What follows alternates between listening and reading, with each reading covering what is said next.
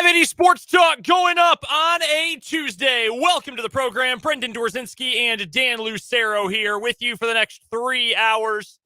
Thank you so much for spending some of your Tuesday with us. We appreciate it as always. We've got plenty to get to today. We'll talk a little soccer here in just a second. The U.S. is advancing in the World Cup.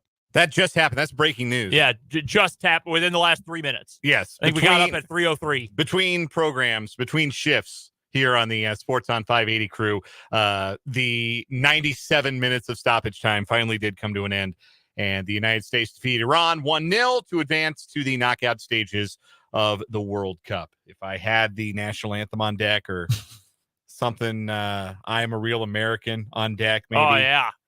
Get some Hulkamania in here. Is it Pitbull worthy? Good time out there. Yeah.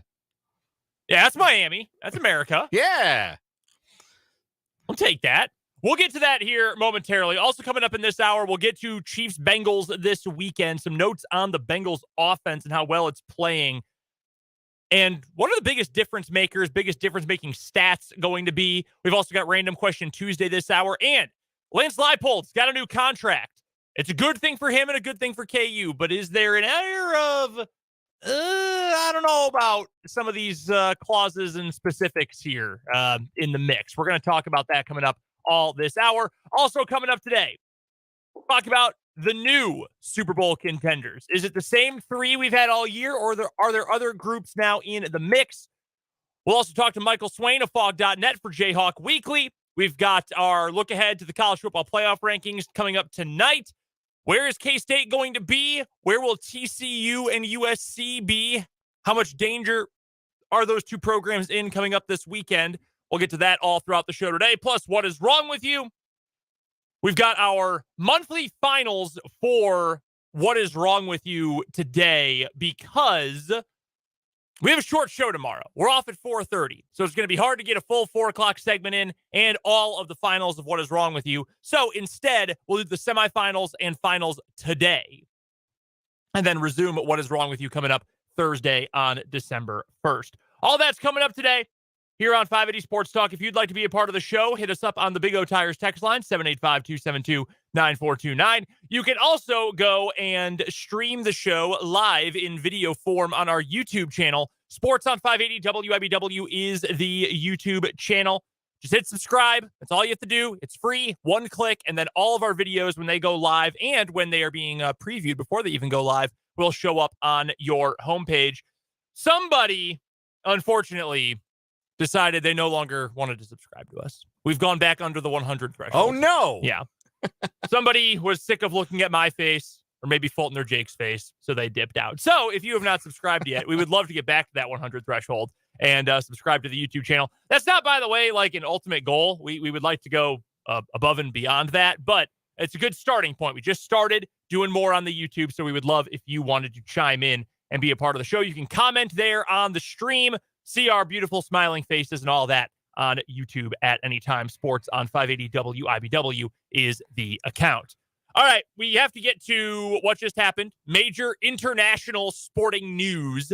The U.S. is advancing to the World Cup. They will take on the Netherlands, the Dutch, coming up on Saturday morning. 9 o'clock? 9 o'clock Central. 9 o'clock a.m. Central Time will be the first group stage match, the round of 16. So you are going to go direct from U.S. World Cup soccer directly into Kansas State football for the Big 12 championship. The full sports day, if you're so inclined. It is a full sports day for you if you are so inclined. Couple quick things. Yep. I was not very nice to American hero Christian Pulisic the last time we talked about soccer at length on this program. He was not good in the match against Wales. I think some people who don't need to be named may have even overreacted and called him a bum and said that he stinks. Well, that's not true. That's simply not true. He is a high caliber player, and he sacrificed his body for the lone United States goal today, launching himself into the Iranian keeper as he made contact with what ended up being the match's only goal, the winning goal in the first half. Had to come off with an abdominal injury at the half. So not great, and hopefully he is able to recover and play in the knockout stages. But I believe the official diagnosis was his balls hurt. Yeah, it's something like that. Yeah, the abdominal, a very loose definition of the abdominals, where those might be located, where it appeared that he took the brunt of the contact. But hey, they had to win, and they won. The problem moving forward is that all the rest of these countries have a lot of really good soccer players, and the United States at most has like 5 or 6. And you could see that when they brought on their substitutes today, and like, Haji Wright doesn't know how to kick a soccer ball. I don't think. I think that's something that is a foreign concept to him. It's long-term problem for United States men's soccer. We no good strikers, no good like natural goal scorers. They've never developed one ever in the history of the nation, which is kind of wild.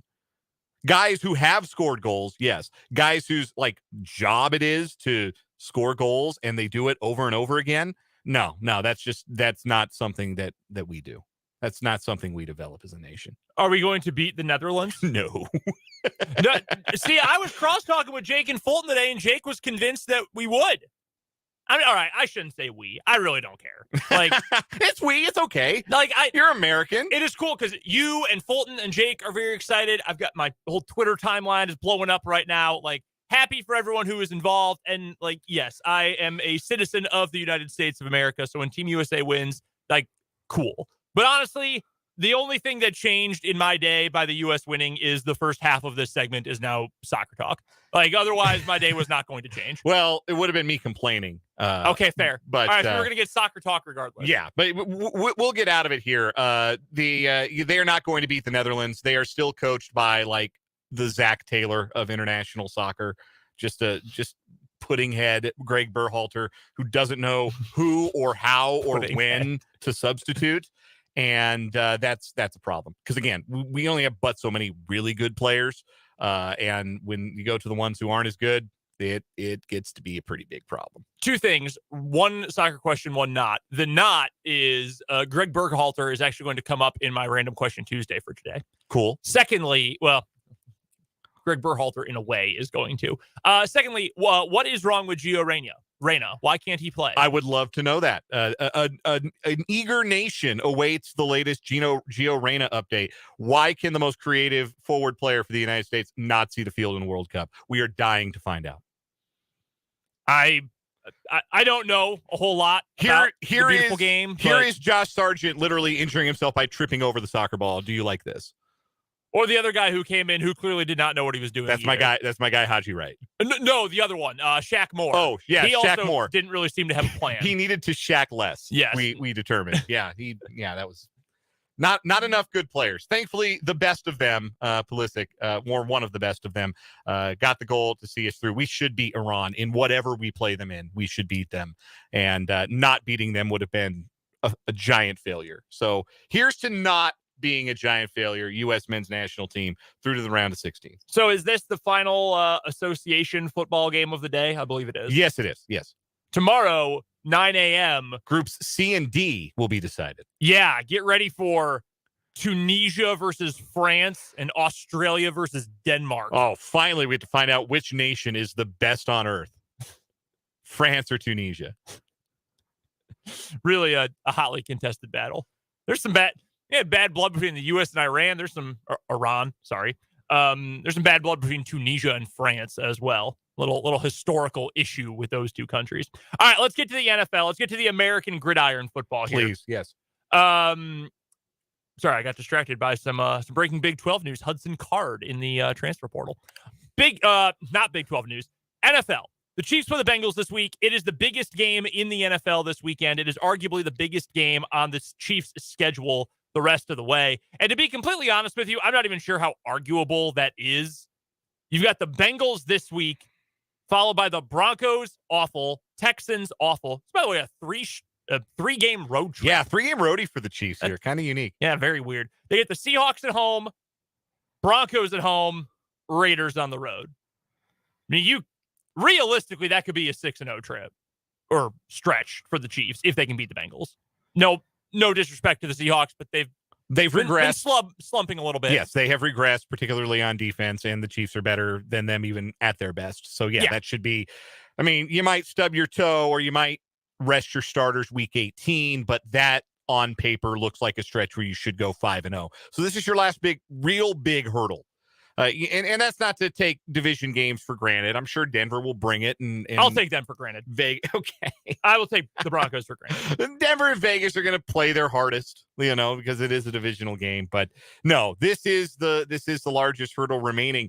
And I got to imagine of all 17 games on the schedule, with respect to the divisional opponents, with respect to some of the top tier franchises in the NFC that have been on the schedule so far this year, with respect even to the Titans, a team that has notoriously played the Chiefs very tough over the course of time, I got to believe that this has been the game circled on the schedule for Kansas City since the schedule was released. Oh, for sure.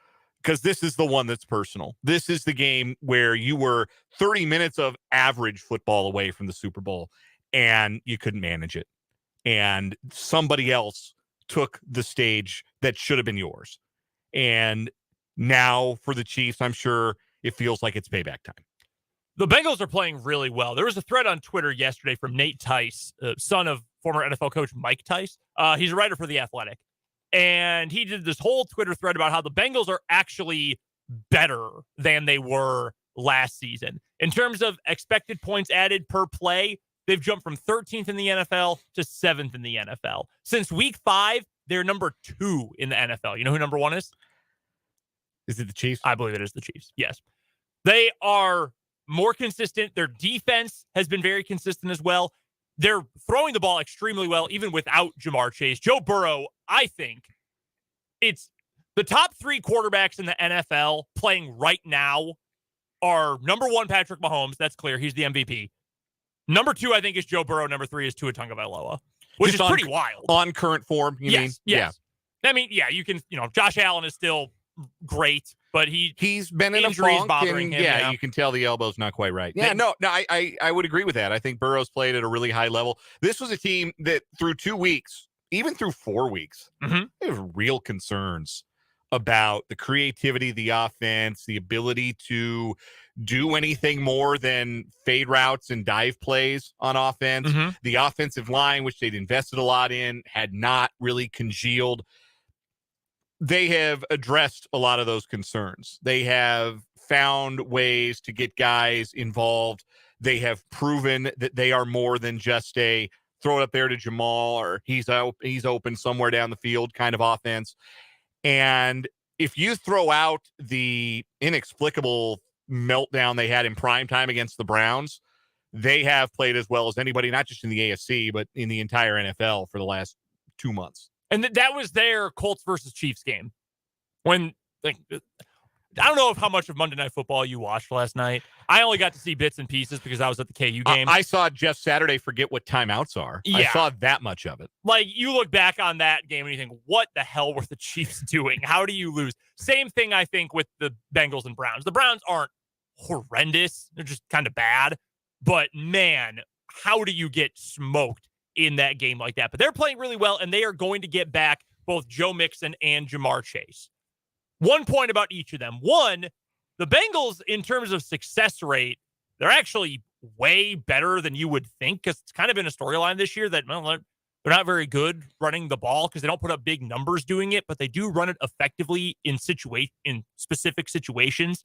And again, they're throwing the ball really well. Joe Burrow is hot right now, and he's getting his best wide receiver back, while T. Higgins has looked like a true number 1 over the last couple of weeks. The biggest question for me with that pair coming back, though, is do you trust a very young and inexperienced secondary against Joe Burrow and Jamar Chase and T. Higgins? And do you trust that the mistakes of last regular season and last AFC championship game that were made schematically by Steve Spagnuolo will be fixed in this game? I'm less worried about the latter than I am the former. And it's not that I don't like McDuffie and Watson and Williams and all the young guys or the young safeties. I like all those guys a lot. Jamar Chase is great. I mean, he is truly elite. Well, how much of Jamar Chase are we going to see is the big question. Are we going to see him with a 100% snap count like you would see him normally? Are we going to see Jamar Chase at 100%? He's coming off a hip injury and sat out 5-6 weeks, I think, with the hip injury. To me, that's not one where you get off the oak and you're the same guy. I know that he's had 2 weeks of ramping it up in practice that he probably, if the Chiefs had been on the schedule last week, I think he would have played. Agreed. And they sat him against Tennessee. I know they're ramping him up. I don't mean to suggest that it's going to be like Mike Williams. He's going to make one play and the hip's going to grab and he's going to leave the field. I don't think it's one of those scenarios, but are we going to see 100% run by everybody, jump over everybody, Jamar Chase? I kind of have my doubts about that. So that is one thing that I think will probably aid the Chiefs on Sunday. The other thing, you talk about schematic issues with Steve Spagnuolo. One thing that is going to be the same is that on sideline fades, there will be no help over the top. It will be on the cornerback, whether that's McDuffie, whether that's Williams, whether that's Watson, whomever. It will be on that cornerback to make a play. And if those guys couldn't make that play, if they weren't capable of making that play, they wouldn't be in the league. So, but it's very much I trust my guy to make a play. Last year, the Chiefs guy, whoever it was in coverage, they did not make that play against Jamar Chase in big spots. And that's why Cincinnati was able to move the ball and have the comeback win in the regular season and have the comeback win in the AFC Championship game. On some of those deep balls down the sideline, one-on-one, you make the play or you don't. The flag was coming out or the catch was being made. So we'll see what these young corners are made of because we haven't really seen, these are all rookies. We haven't seen what any of these guys can do in those one-on-one situations. So I'm excited in that way to see how that test goes. The other thing that I think is different for the Chiefs is they're rushing the passer better. Yes. They're getting more pressure with their front four. They're doing more with blitzes. They're getting more sacks going up against a team that their sack numbers don't look great. A lot of that was early. A lot of that was the Cowboys. I just did the numbers here. They've allowed 35 sacks for the year, which again, in and of itself, not great. The first 2 weeks, they gave up 13 sacks to the Steelers and to the Cowboys. 13. That's 6.5 per game for the first 2 weeks of the year. They're only giving up 2.4 per game ever since then. You'd like to not give up 2+ sacks a game, but that is a much more manageable number than 13 in 2 weeks. Absolutely. But you remember last year, the reason the Chiefs didn't, even with all their offensive struggles, win in regulation in the AFC Championship game was they couldn't get Burrow to the ground. Yep. Even when they had him in the grasp, they couldn't get him to the ground. So that has to change, certainly, for the Chiefs. And that will help the secondary if there is more pressure on Burrow. And you would expect there to be more pressure because this has been a more productive pass rushing group this year than the Chiefs had last year. So that's the different calculus in that particular matchup. But, I mean, that's the matchup to watch. The other side of it, I have trouble believing that whatever Cincinnati did, and we know what they did defensively to the Chiefs last year. They dropped 8. They had one linebacker spy in case the pocket broke down and delay the blitz. I have a lot of trouble believing that's going to be such a shock to Kansas City's system and such a difficulty for the Chiefs to move the ball against. I would believe that was job one for them in this offseason. I think they've got stuff prepared for Cincinnati that they haven't rolled out all season long. But the one thing that you have to be able to do, if there are 2 safeties high, if there are 3 down linemen, if there are 3 pass rushers in the formation, the one thing you got to be able to do against that, run the ball. That's true. And this is a more proficient rushing attack over the last month with Isaiah Pacheco running the ball. So I think that's another potential advantage for the Chiefs. They're going to be ready for what they see. They're going to be more equipped to run it against this defense. And I just don't think, the lasting image we have is the Chiefs completely baffled by the Bengals in the second half and overtime of the AFC Championship game. I will be stunned if it looks like that again. Absolutely stunned. That brings me to one of the stats that I think is going to be the most key. This will be my key number 1 coming up on Friday when we preview the game. Third downs are obviously always important. It's the money down, so to speak. Who said it on a broadcast the other day? They're like, that's what we called that, the money down. Everybody calls it that. Like your playing days were not unique. I called it the money down on Monday's edition of 580 Sports Talk. Yeah, I say that when I play Madden. Never been in a football locker room in my life.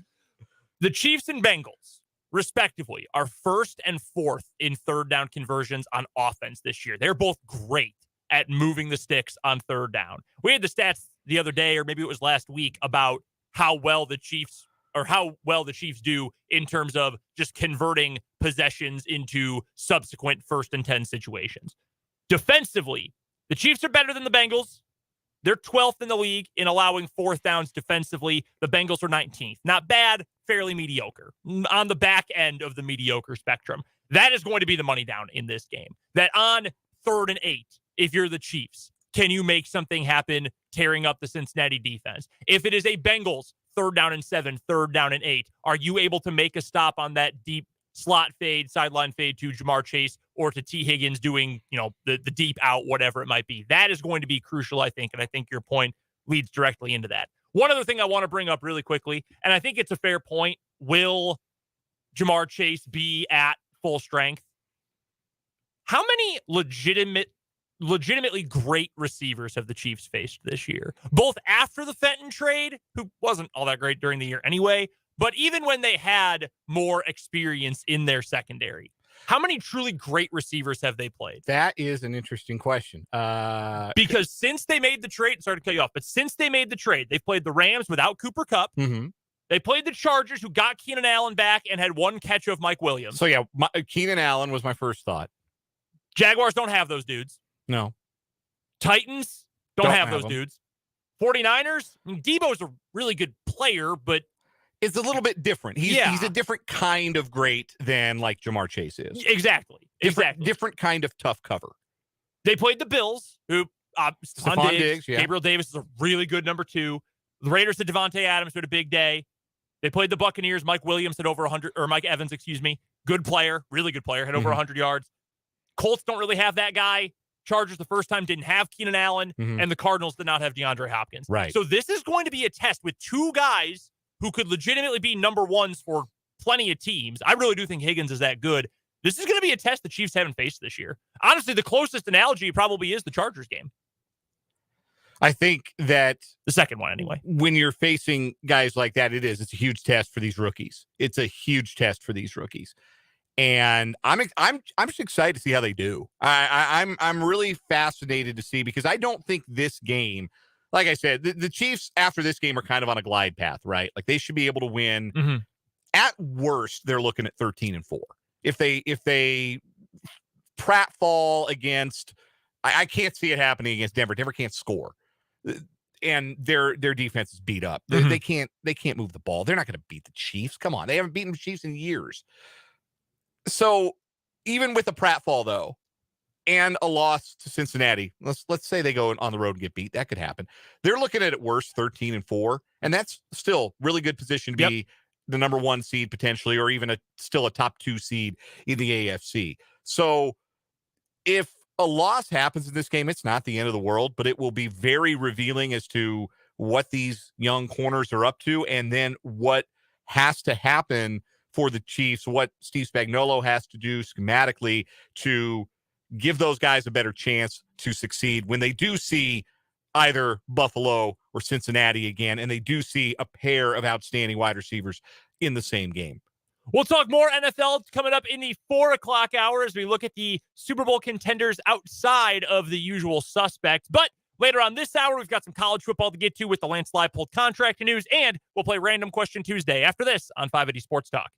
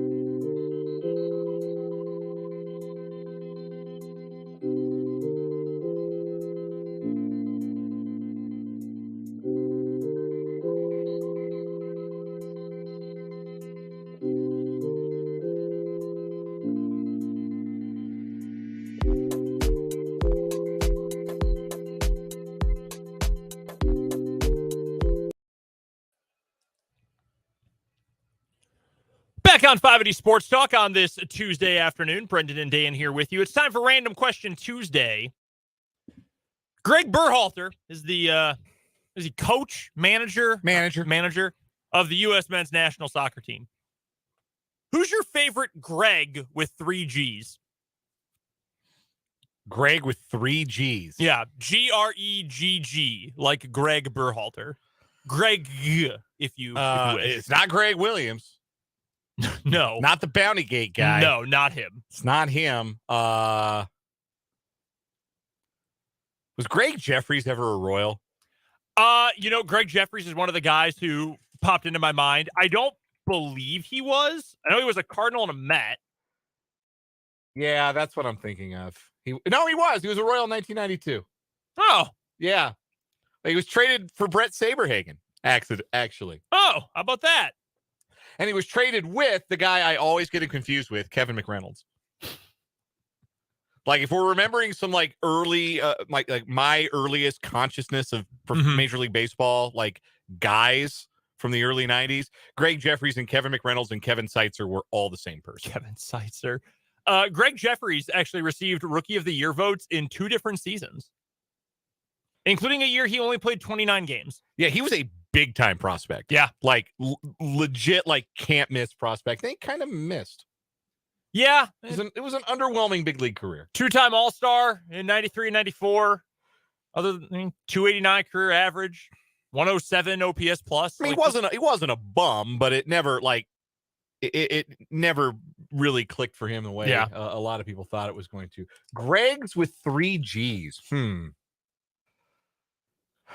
I gotta say my Greg power rankings probably start with Popovich. Yeah, that's fair. I think he's at the top of that list. There's one you haven't mentioned who I feel like you're intimately familiar with. Intimately familiar with? Huh. Well, intimately is a stretch. Greg Marshall. Yes. You cover the Shockers. Man, I did cover the Shockers when Greg with 3 G's Marshall was the head coach. Fun fact, when you Google Greg, when you just put Greg into the Google, Greg Marshall is not one of the Gregs that initially appears. At least not for me. Maybe it's skewed a bit because I'm on the Greg Jeffries Google results right now. But when I Google Greg, I got Jeffries, Berhalter, Popovich, Sulkin, who is a British actor, Rakosi, who played football, Wallace, who is listed here as host, Greg Allman. Yeah, that's my number 1. Okay, sure. We have a texter who also has the same one. Sure. Of the Allman Brothers Band. Absolutely. Then we have Greg Barsby, who has no description underneath his name, Greg Williams, and Greg Leaks, Nene Leaks' husband. Believe Nene Leaks is one of the Real Housewives. Greg Barsby, by the way, is a professional disc golfer. You're missing another Remember Some Guys baseball player. Greg Olson? No. I think he was just 1 G. Was he? Well, 2, I guess. Greg Gaunt? Greg Gaunt. No, Greg Olson was he was 3 Gs? Yeah, Greg Olson was 3 Gs. He was I want to say caught for the Braves. If you search Greg Olson on my for Google for me, you get 2 different Greg Olsons who played in the NFL. No, third leg Greg had 2 Gs. Okay. That's how you remember it. Wow. I'm sorry. Greg Olson, the baseball player with 3 Gs, was an all-star closer for the Orioles. Yes. There was an Olson, I believe a Greg Olson, who caught for the Braves. I could be wrong. And then there's Greg Olson, who only has 2 Gs. From the famous The U mixtape. No, I'm right. There was at one time a Greg with 3 Gs and a Greg with 2 Gs in Major League Baseball. And one of them all-star closer for the Orioles. Rookie of the Year, 1989. Oh, how about that? There's your Greg power ranking. Let's remember some Gregs. Remember some Gregs. Random question Tuesday for me. What is the saddest song?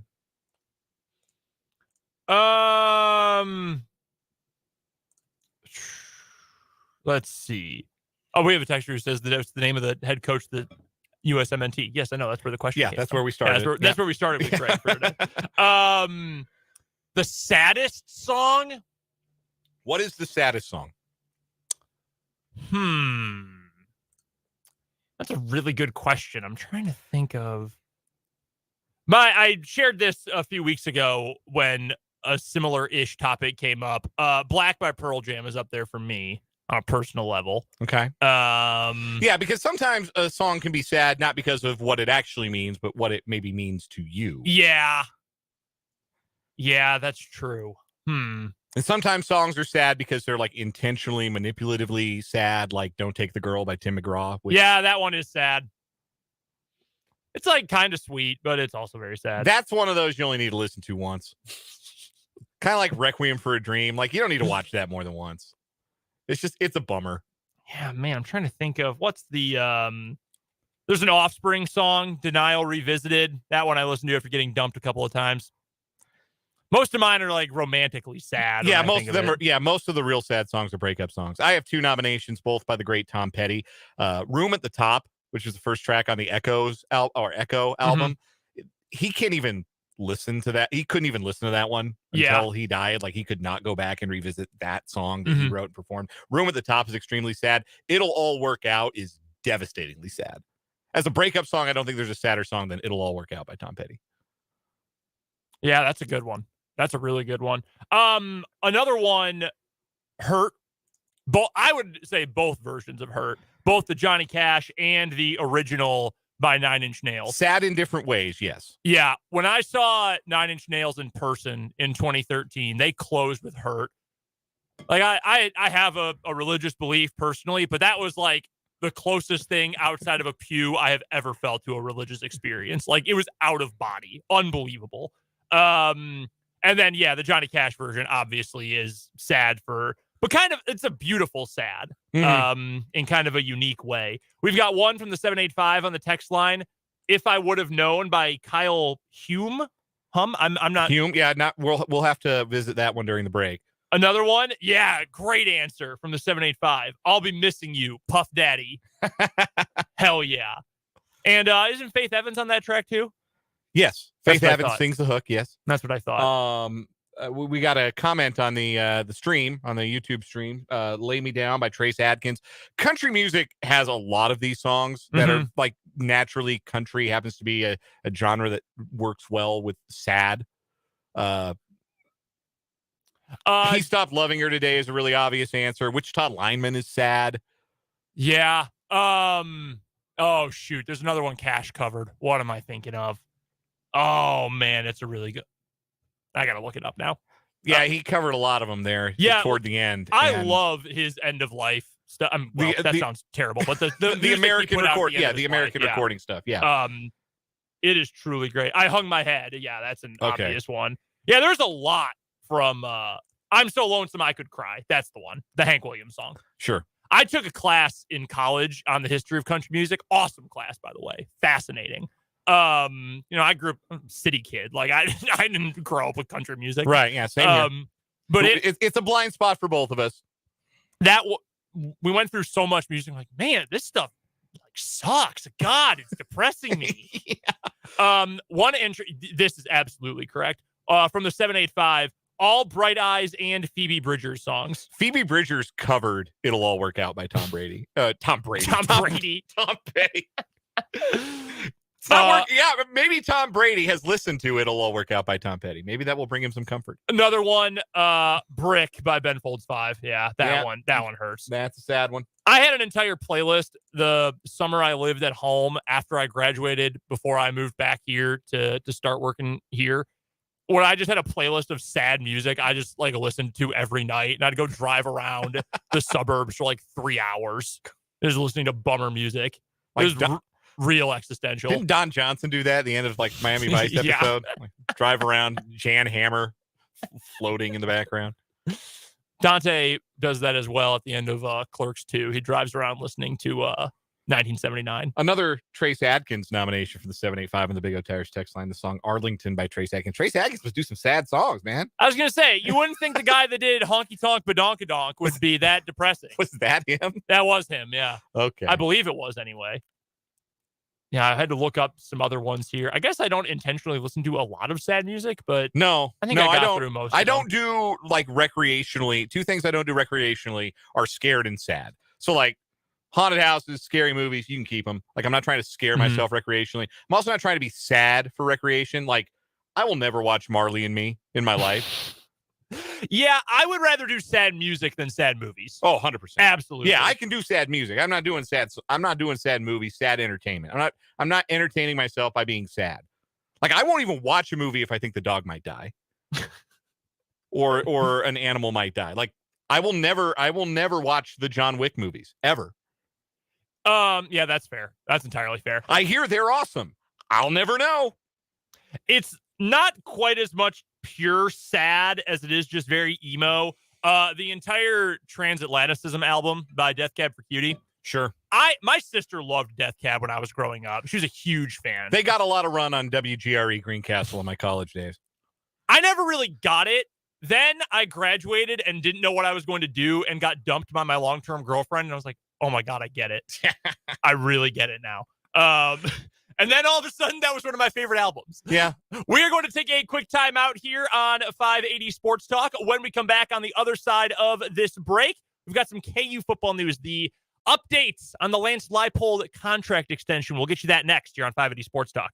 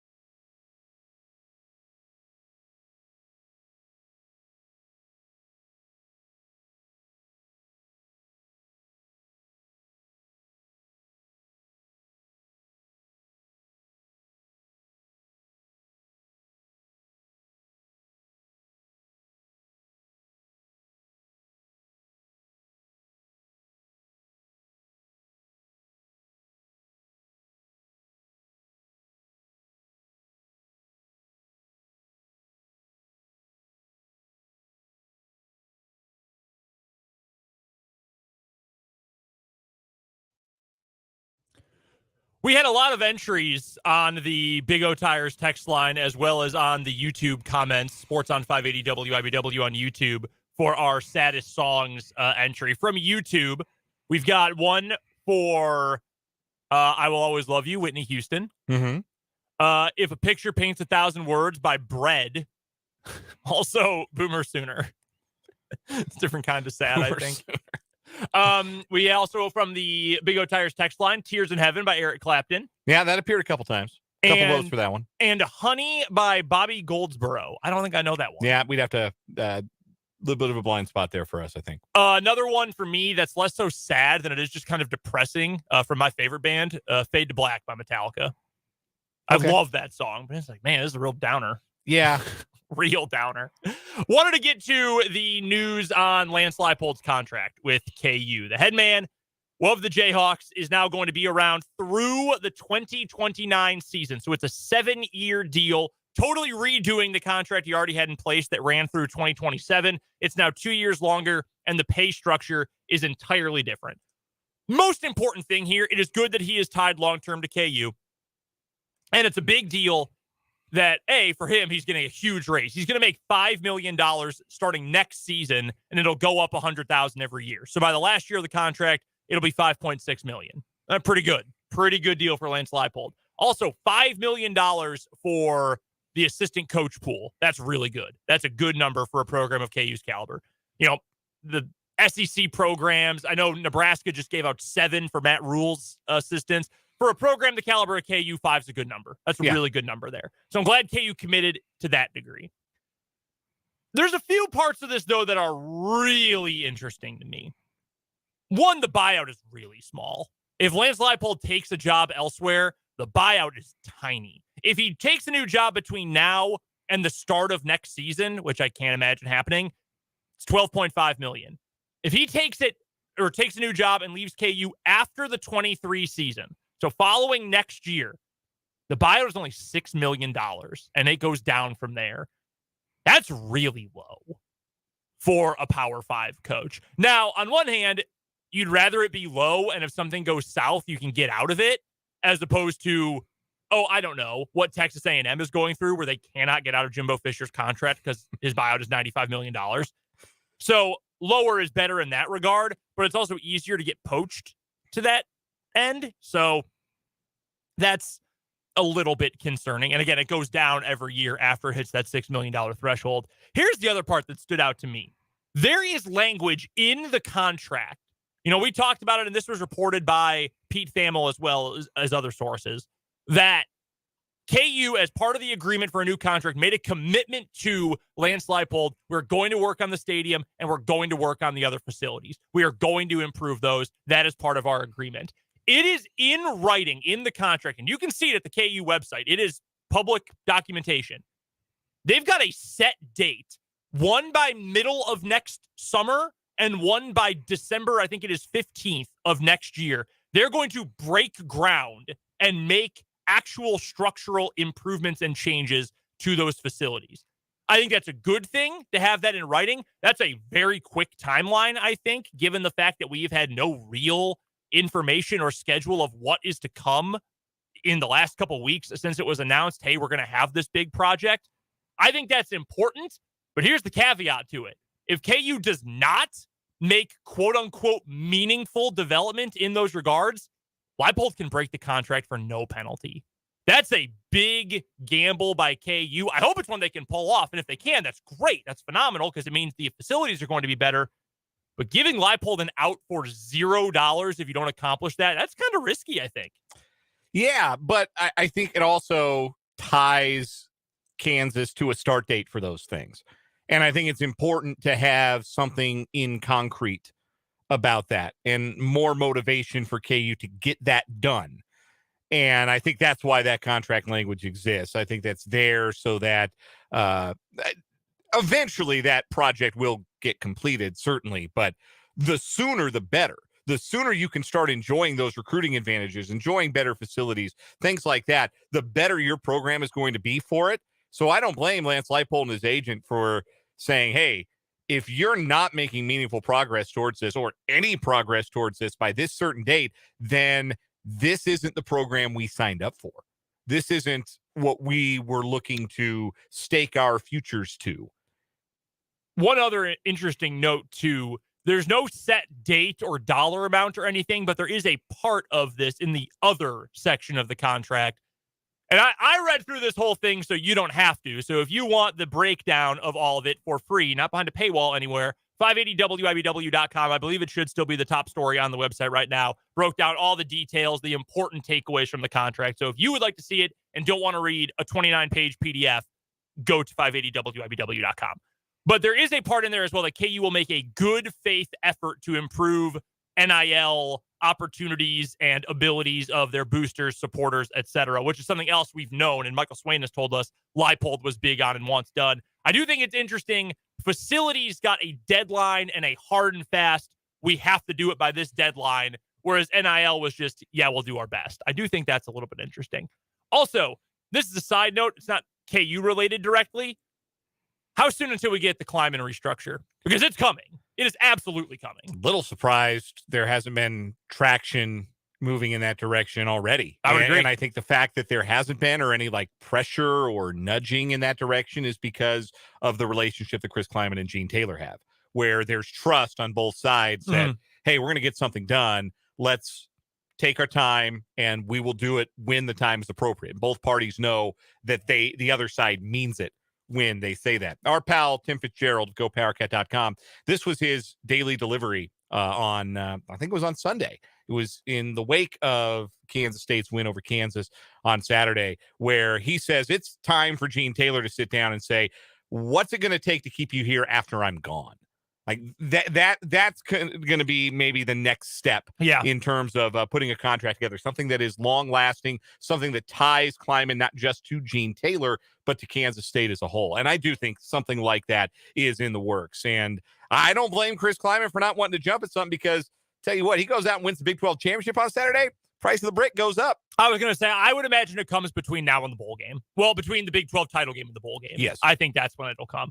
That's an interesting point about Gene Taylor, too. Not that Gene Taylor is old, per se, but, 65 in a high-stress job like that, you don't do that forever. Right. So that is something interesting to keep in mind. We should reach out to Gene, see if he'll come on the show sometime soon. We haven't talked to Gene Taylor in a while. Been a heck of a few months for K-State athletics. Yeah, pretty darn good year. We'll try to get him on before the bowl game. We will set our goal for that. We're going to break our non-existent contract for $0 if we can't make a good faith effort to get Gene Taylor the covenant on the with our listeners, right? That'll do it for the 3 o'clock hour of 580 Sports Talk. A lot to get to in the 4 o'clock hour. We'll talk Super Bowl contenders. We've also got our semifinals and finals of What Is Wrong With You. Plus, Michael Swain is going to join us for our 23rd Street Brewery Jayhawk Weekly. We'll talk about the Leipold contract, end of the KU regular season. What bowl are they going to? Plus, KU whooped up on Texas Southern last night in a game that, I'm going to be honest with you, had absolutely no energy for a full 40 minutes, but KU still ended up winning by 32. We will talk about all that and so much more coming up after our national and local news in the 4 o'clock hour of 580 Sports Talk.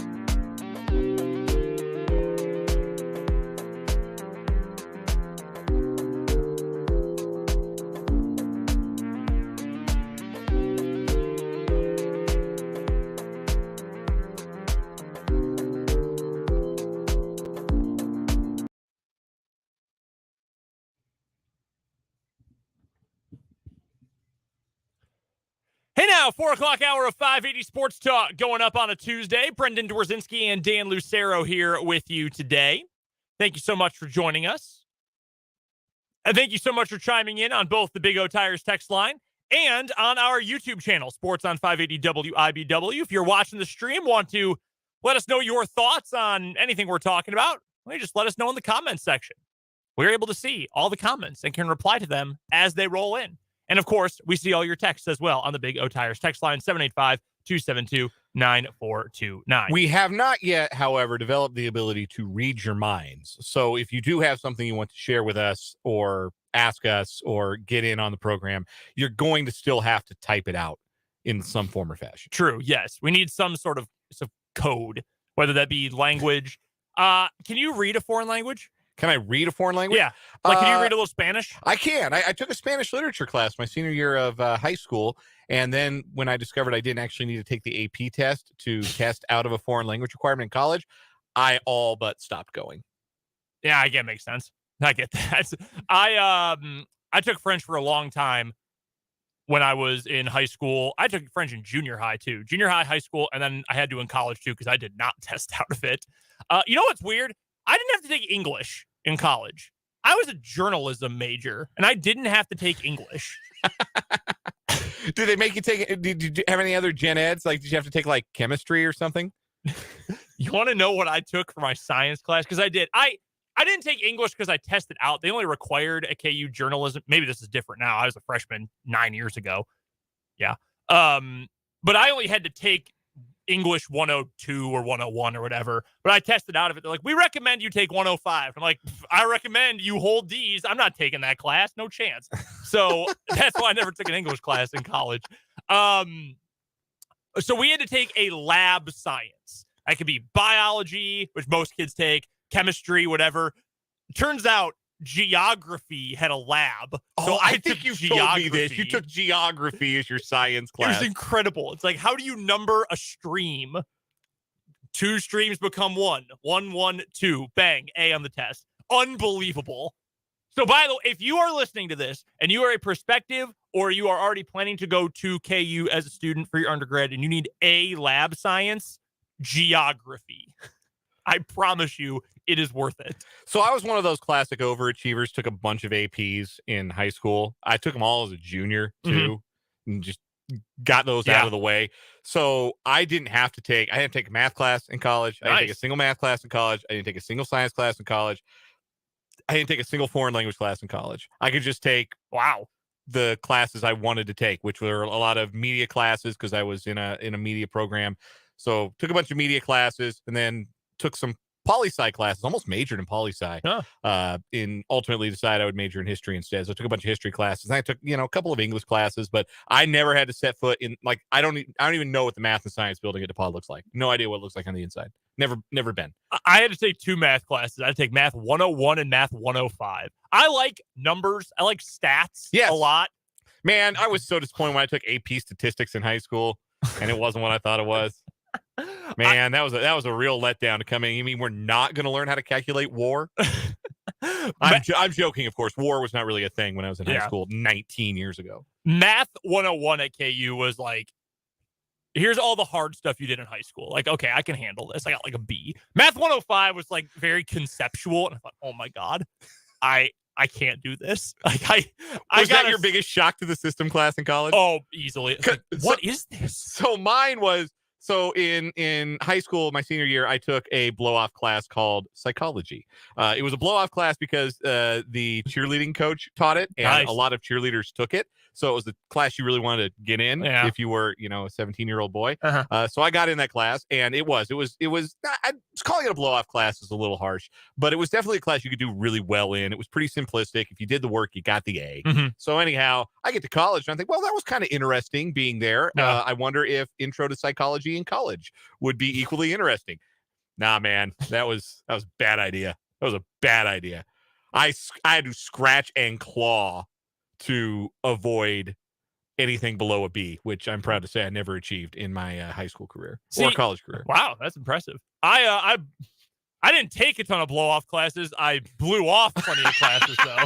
So That was more so my issue when I was in high school. 580 oversharing talk. But education is valuable, kids. Like, oh yes, go to school, pay attention, don't be me. That's great life advice in general. But like when I didn't take any APs when I was in high school because I was like, I don't care. Like, I know what I'm going to study. Like, I'd rather deal with more college classes whenever I want to take them than have to pay attention in school when I hate it in high school and I have to be here at like 7 a.m. So no, thank you. I'll worry about this later.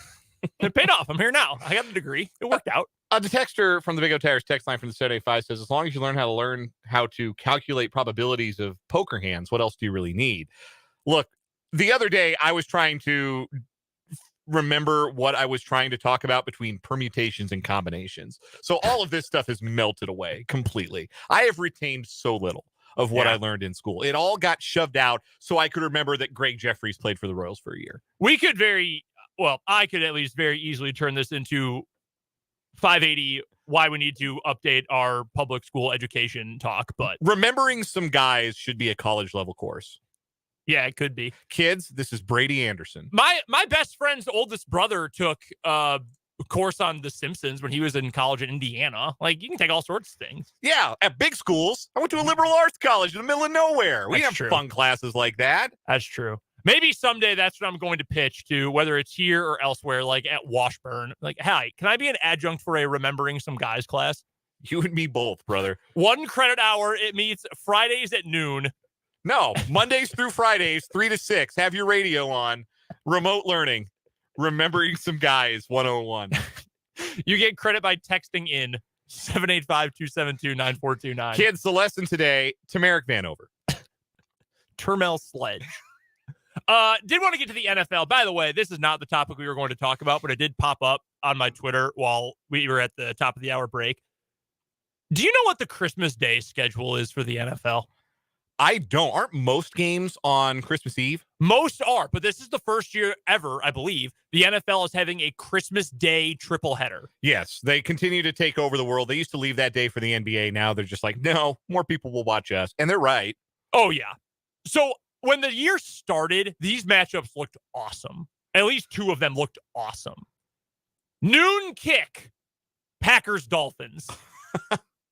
You can understand that one, but Tua, love. It's the Packers and the Dolphins. Oh, my. 3:30 kickoff. Broncos-Rams. Oh!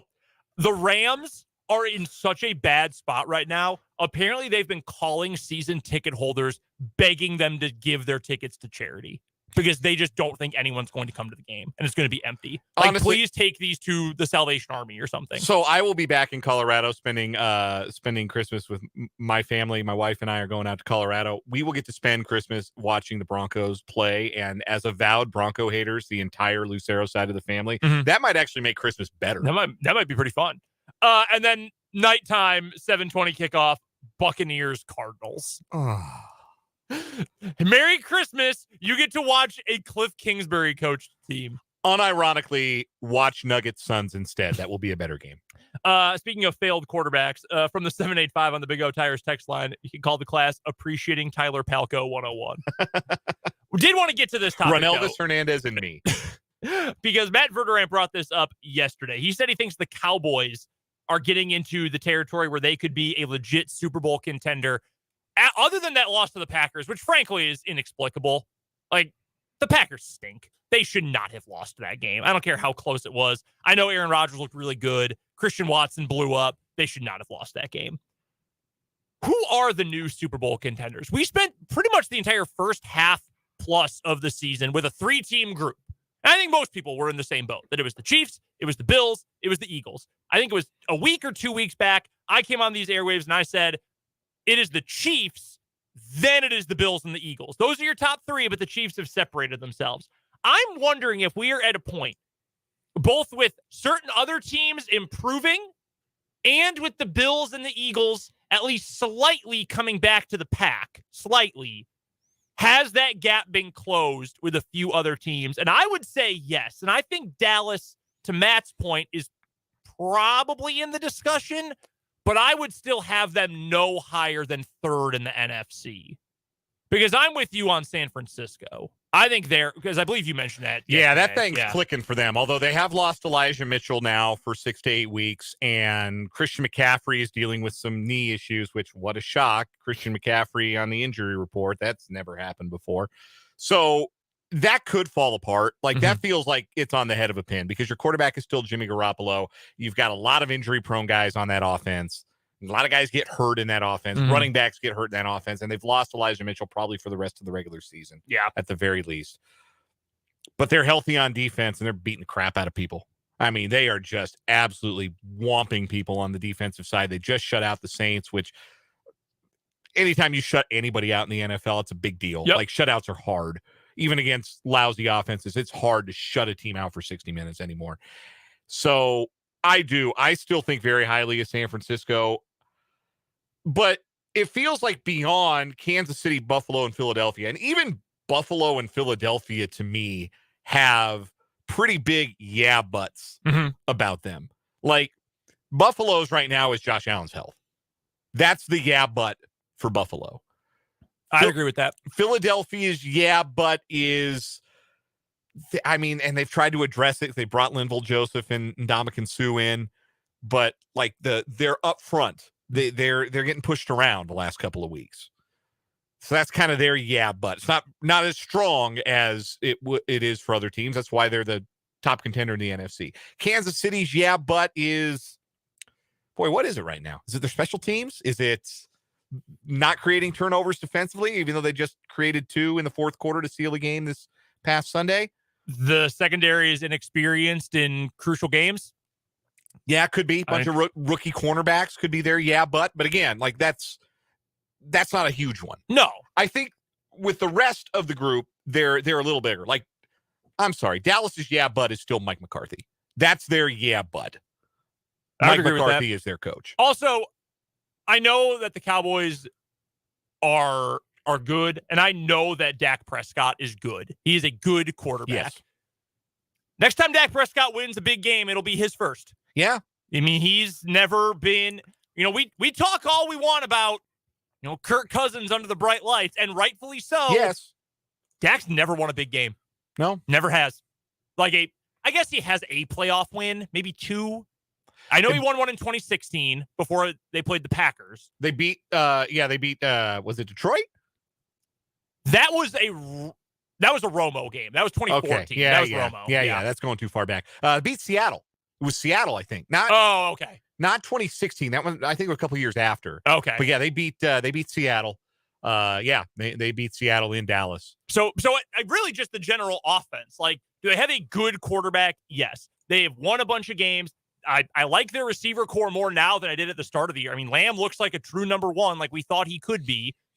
The running back situation looks a lot better when you give the ball to Tony Pollard a lot more. Their offensive line's been better than I thought it would be. But again, when they win a big game, it'll be the first one they've won since 1996. Yeah, we don't know what that's going to look like.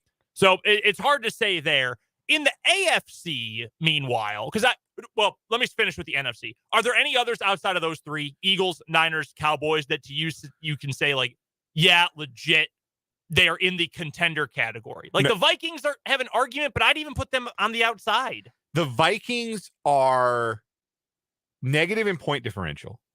They went back. Oh, yeah, they went back over positive. They're 9-2 with a +5. This is what I meant that they're still a negative in. DVOA. Yes. They are a negative in the Football Outsiders proprietary metric, DVOA, which is like unheard of for a winning team. Particularly a 9-2 team. Yeah, maybe it's not fair to Kirk Cousins, but we've also seen Kirk Cousins movies, and I think it's entirely fair to Kirk Cousins. It's interesting with Cousins, and I saw a Vikings fan say this the other day, that they wish they had 2021 Kirk Cousins on the 2022 team, because Kevin O'Connell has given him the freedom a little bit more to, like, hey, Kirk, make a play. Like, I believe in you to make a play. Cousins has thrown more interceptions and has thrown more riskier balls. Last couple years, he's put up those big numbers, and the advanced stats have loved Kirk Cousins because he throws a ton of completions, but he never took risks. So, late game scenarios, they were constantly in a bad spot. Now, Their receivers are open all the time. Justin Jefferson is playing out of his mind. It's a perfect system for him. Their offense looks great, but Cousins is taking too many unnecessary risks now. They need to go back to safer Kirk Cousins with the receivers being open like they are now. It's like two trains passing in the night. They just missed the equilibrium point of finding their success. So that'd be the only other team in the conversation, but I'd still keep them out. DVOA seems to always rear its ugly head, not necessarily in the regular season. The postseason's when that shows up. Like the Packers had a bad DVOA relative to their record last year, specifically on defense. That came back to bite them. In fact, that came back to bite them 2 years in a row in the postseason. Chiefs defense in 2018. Yeah. Well, we knew that was going to happen. Yeah, we didn't need a stat. We had our own eyes to see that. But yeah, so would you put them in that category or would you keep them out? I cannot in good conscience say that Minnesota is anything more than the fourth best team in the NFC. I would agree with you on that. I would absolutely agree. AFC, Chiefs are number 1, obviously. The Bills still number 2. Still number 2. They're going to get healthier. The run game does worry me because they can't run the ball. Yeah, they are still too dependent on Josh Allen, and Josh Allen's not right now. If he doesn't get right, that could be a short playoff stay for them. If they don't get Von Miller back by the time the postseason rolls around, that's a concern, and losing him in the Thanksgiving Day game. But I still think they have enough talent on that roster to still feel like, yeah, this is still a team to beat in the AFC. And then beyond them, I think Cincinnati and Miami are the two teams you start to talk about. Agreed. Because their offenses are so good. And Miami has made an upgrade on defense, adding Bradley Chubb. That's already made a difference. Mm-hmm. Cincinnati's defense is playing great. Lou Anarumo is going to be somebody's head coach next year. I think so, too. Remember when he interviewed for the KU head football job? Yeah. Jeff Long couldn't remember his name. Yeah, I do remember that. Unbelievable. No, I'm with you, though. By the way, speaking of KU and Cincinnati, Kwame Lassiter made his NFL debut this weekend. Yes, he did. Very cool for him. No, that's the two, though, for sure. Those are the two outside of that. So the but for Cincinnati, I think, is a pinch of Zach Taylor's their coach, and they sometimes lack offensive creativity. Mm-hmm. And still a little bit worried about what that offensive line is going to look like in the playoffs. When they get to 3rd and 8, 3rd and 9, and Burrow's in the pocket, is it going to hold up? Is it going to hold up better than it did? Because they should have lost. Let's face it, they should have lost to Tennessee last year, and they didn't. They gave up 9 sacks. You have 9 sacks in a playoff game, and you don't lose, you're living right. Yeah. So, is that something like that going to happen again? So that's my but for Cincinnati is my concerns are still a little bit on the offense, creativity, and the line play. Mm-hmm. And for Miami, my but is, can they keep Tua healthy? That's a big one. Obviously important. I was going to go with Miami. Inexperience. This is very new for them. Mike McDaniel has never been a head coach before. He had never been a play caller before. Kyle Shanahan was calling the plays in San Francisco. And he had been, an assistant in Washington before that, where he obviously wasn't calling plays. He's great at it, but he's never done it in a playoff game before. Tua, never been to the playoffs before.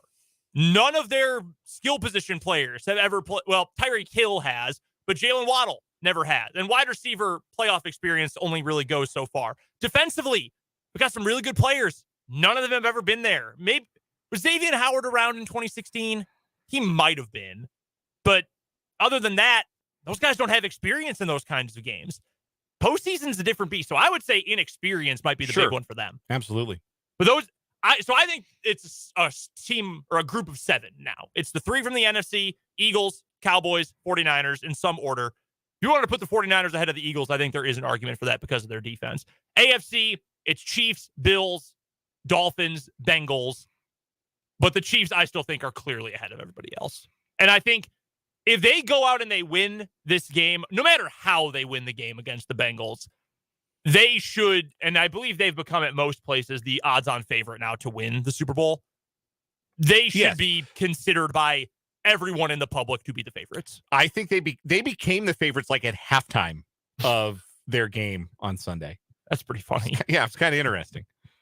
Books were just saying, all right, yeah, let's just get it over with.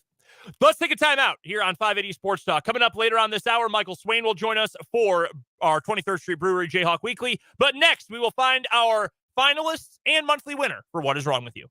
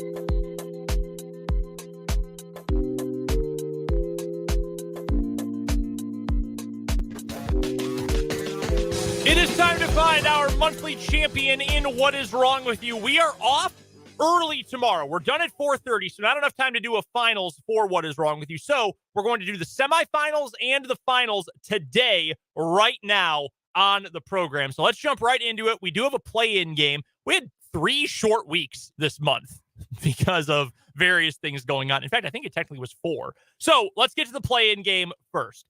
Our 2 competitors, yesterday's winner, the Monopoly Mayhem, the gunplay that evolved out of getting drunk and playing Monopoly with your stepdad.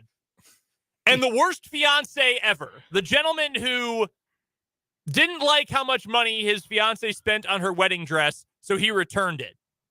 Got their money back, then called his mom and had his mom yell at his fiance. Yeah, all-time loser behavior there. If we were running back the worst guy you know bracket, I think that would be a top seed. Like, just horrible treatment of the woman he purportedly loves. I would have never even come up when we were thinking of terrible people. I never would have even thought of guy who sells back his fiance's wedding dress. That being said, I almost think the Monopoly story is more in the spirit of What Is Wrong With You, that a game of Monopoly got so spirited, pun intended, with the alcohol involved, that it involved a man chasing his stepfather and stepsister out of the house and shooting at them with a gun. Yeah, I think to me that's more like in the moment meltdown versus genuinely awful guy. Yeah. So I'm with you on that. I actually think Monopoly Mayhem wins that one. Yeah, we give Monopoly Mayhem the nod. So that one wins the play-in game. Monopoly Mayhem versus the Skeleton Sex House. This was from our first week after Halloween, where a homeowner in Willoughby, Ohio, who lives near the front of a middle school, had several skeletons in his front yard as part of his Halloween display doing sex acts. Posed in sexual acts. The mayor said that it is disappointing and unfortunate, but they can't tell them to take it down. They can only make a request. They got the mayor involved. The best part, and I'm apologizing that this is not a visual medium, but they've got video from Fox 8 in Ohio. It's all blurred. All blurred. Everything below the neck. You just see the skull of the skeletons. Everything else is blurred. I think I'm picking this one, man. The Monopoly story is great. This dude in front of a school was like, yeah, I'm going to have these skeletons banging. And then the mayor comes up and says, will you take this down? And he says, no. Please, sir. Like, hey, it's my property. You can't tell me or these skeletons what to do. There are 12-year-olds here. By the way, the last story, or the last line in the story is, the homeowner told Fox 8 he may leave the controversial display up beyond Halloween. Oh, man, we need a follow-up on this. This guy was so indignant that the mayor came to tell him to take down his erotic skeletons. He said, you know what? They're going to be Thanksgiving skeletons now. I'm going to put a pilgrim hat on them. They're going to be around all year. put a Santa hat on it right now. So I'm going to pick that one. I love that story so much. The indignity. Yeah, that's my pick, too. I'm trying to see if there's a follow-up to this story. Unfortunately, I can't find one. Man, this video, they're all blurred out. It is unbelievable. Anything below the neck is just totally scandalous. And like we said at the time, like, you're the skeleton sex house now. Yes. Like, forever. Oh, hey, you want to come over after school? I live in the red brick house next to the one where the skeletons are having sex. Yeah. Nope, that's the one. That's how all those kids will remember it forever. That is incredible. All right, that's number 1. Semifinal number 2. We've got there's a lot of alliteration here. The Wrong Way Ross robbery. The 2 folks who robbed a Ross dress for less, which, I mean, in and of itself, come on. Got in 2 different getaway cars with their ill-gotten gains. Sped out of the parking lot in different directions. Crashed into each other. And crashed into each other. Man, I'm loving revisiting some of these. I had totally forgotten about this one, but oh, man. It's been a busy month. And then they took off on foot and were caught almost immediately. Which, again, I want to know, did they take it? Like, get the blouse! I found a North Face jacket. I'm not leaving it behind. Those Teenage Mutant Ninja Turtle socks are coming with me. Oh, my God. So that's That's the first semifinalist in this one. The other one is our guy Declan Quinn, the middle-aged man from Wisconsin who posed as an Irish national and former member of the Irish Army, became the president of the HOA, and then defrauded it. 17 grand. Violated the Florida Pawnbroker Act. And did so without anybody in the neighborhood or subdivision or whatever knowing who he was. Nobody knew who Declan Quinn was. And he still won HOA president. Apparently, people really willing to trust an Irish brogue. Apparently so. God, that story's so funny, too. I still have to go with the wrong way Ross robbery. That's still the one for me. Again, we talk all the time. A slapstick element to the stories, like Marx Brothers comedy stylings here. The fact that they would run into each other after they robbed the store and split up. This will make us harder to catch. It really is like a Three Stooges bit. It's incredible. All right, that is our winner. I'm with you on it. So we've got the championship match, the Wrong Way Ross robbery, and the Skeleton Sex House. Man, these are both great. Oh, they're so good. Oh, man. This might be my favorite month. It's really strong. This has been a really good year of What Is Wrong With You. This might be my favorite final, though.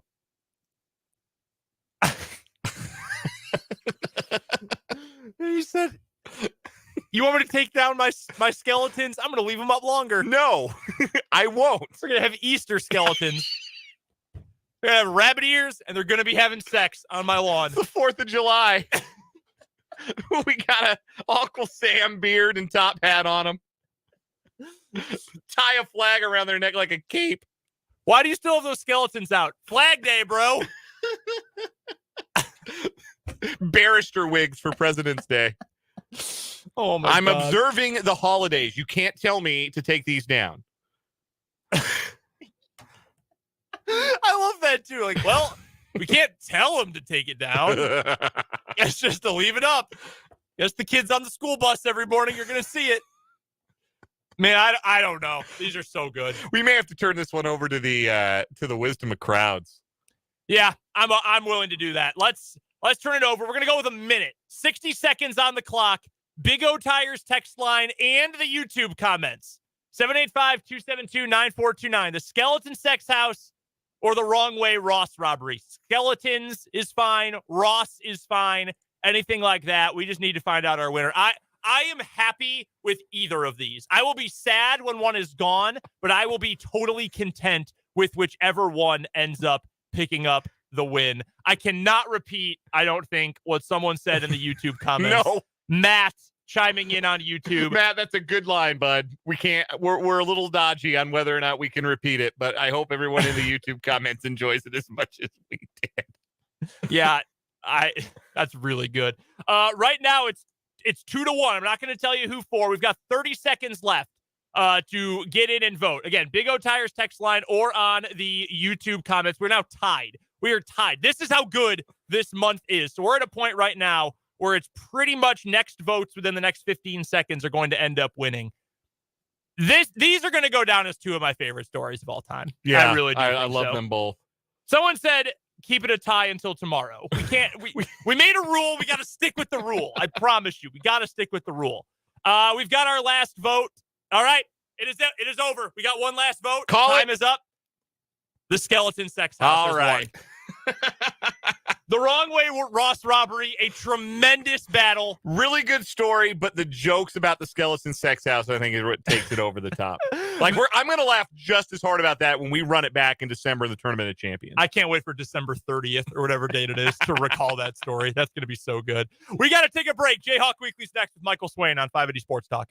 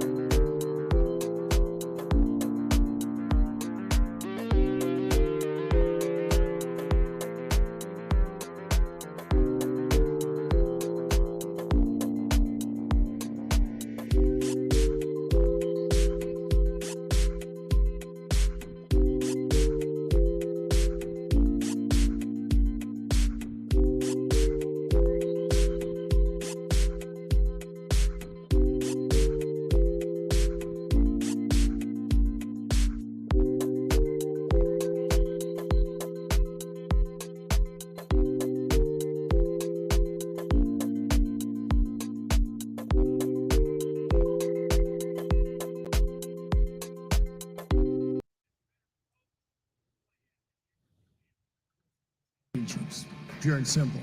One day at a time. That's what made a difference today in the game. I was hoping that was vodka. Dollar signs. Mike. What day is it, Mike? What a scene in Lawrence, Kansas tonight. Michael Swain covers all things Kansas Jayhawks football, basketball, and more over at fog.net. It's part of the 24/7 Sports Network. You can find him on Twitter as well at mswain247. And he joins us every single Tuesday for our 23rd Street Brewery Jayhawk Weekly. Make sure you go check out 23rd Street Brewery. You want to watch the Big 12 championship game, maybe some KU basketball against Seton Hall coming up on Thursday night. If you're not going to Allen Fieldhouse, no better place to watch a game than 23rd Street Brewery in Lawrence. Michael, what's going on, man? How are you? Doing well. I We're watching the World Cup today. Yeah, Most good day stuff for the going on, U.S. So can't complain. I will leave it up to you here, Michael, to start off because there's plenty in both regards. Should we start on the gridiron or should we start on the hardwood? I think we got to start on the gridiron. As weird as that sounds in almost December to say, hey, let's start with football, but let's start with football. Let's do it. And let's start then with the news from today. The contract is out for Lance Leipold. He is now signed at KU through the 2029 season. So 7 years on the contract, 2 years beyond when his initial contract was extended to earlier this year. Big time raise for him, plenty of money for the assistants. Few interesting clauses as well. We went over them a little bit earlier on the show. What stands out to you the most about this new contract between KU and Lance Leipold? Well, it reads to me like a contract that Lance Leipold wrote and got KU to sign. Lance Leipold's got a really good agent, and I think that a lot of those things in there are protections for himself, that if he's going to be committed to KU has to show the same commitment to football. And Travis Goff has said all the right things, right? And obviously they've announced some of the stadium plans, but how many times have we heard stadium plans or different things announced and it just never gets traction, right? It's happened a lot over the last 7-8 years. And I think Leipold is smart and putting the language in there that says by basically the end of 2023, if there's not progress made to renovating Memorial Stadium or doing something with the Anderson Family Football Complex, like he can leave. And I think that's a really good clause for him to put in there. And I also thought it was interesting that if Travis Goff is no longer KU's athletics director, that Leipold can leave for half of his buyout. I think that shows that, equally Goff believes in Leipold, but Leipold believes in Goff and what he's doing at Kansas. So I thought it was a really interesting contract. I've read a lot of these, and not many of them have as much maybe intricate wording that indicate commitments being made to the person. And I think it's a smart move for KU to do this, right? You have to get this coach locked in for what he's done and to maintain the continuity, and you have to make some concessions. And I think they did, but I think all in all, it's about what you expect. It's got to be huge for recruiting, too, to that degree, Michael, right? Because you can say, hey, I'm going to be around. When you come to our campus, you are going to be playing for me your entire time here. And he can guarantee to recruits, too, hey, we've got a date set in stone when we are going to have at least a start to improvements for our facilities. I would imagine that's got to mean a lot to a lot of recruits. For sure, it does. And I think that even getting Leipold's name out of the murmurs of going to another school where maybe other programs can negatively recruit, against Kansas by using that. I think getting the stadium upgraded, redone, fixed, whatever terms you want to use is huge. And I think it's something that in terms of recruiting, when you take a kid on an official visit, you go and walk out on the field and they get to see the field. And, Memorial Stadium is not necessarily super flashy. And to have it where there's a wow factor when a recruit steps out on the stadium and thinks, wow, this would be such a great place to play. That's huge. And I think also the facility, making sure it is a state-of-the-art facility. Heck, Lance Leipold talked about it during the season, but when he went up to Iowa State last year and saw their new facility and how big it was and the commitment they showed to football, Leipold basically said that showed him how far Kansas had to go to even match Iowa State in terms of a state-of-the-art facility. So I think both of those things are just massive for player development, for recruiting, and also just keeping the coach in Lawrence. As for the actual play on the field, does anything really jump out to you about Saturday's loss to K-State? The offense looked a lot better than the week before. That's a positive. But I think it kind of showed where these two programs are. K-State's playing for the Big 12 championship for a reason. KU is going bowling, which is great, but also finished the year 6-6 and struggled a lot late in the year for a reason. Is there anything that you learned about this KU team from this game, or did the game go any differently than maybe you planned for it to? Well, I thought KU was really in the game. And obviously I think it shows, what a Big 12 title caliber team looks like versus a bowl team, right? K-State does not make mistakes. K-State does not shoot themselves in the foot. And that's the difference with KU, I think, really as of late has been, there's just been so many mistakes, right? There's obviously the 16-point swing basically at the start of the game, right? Where the defense did its job. They got off the field. And then you muff a punt, it's a touchdown. Then all of a sudden you take out a kickoff to the 10-yard line, and then you have a safety, and that's another touchdown after that.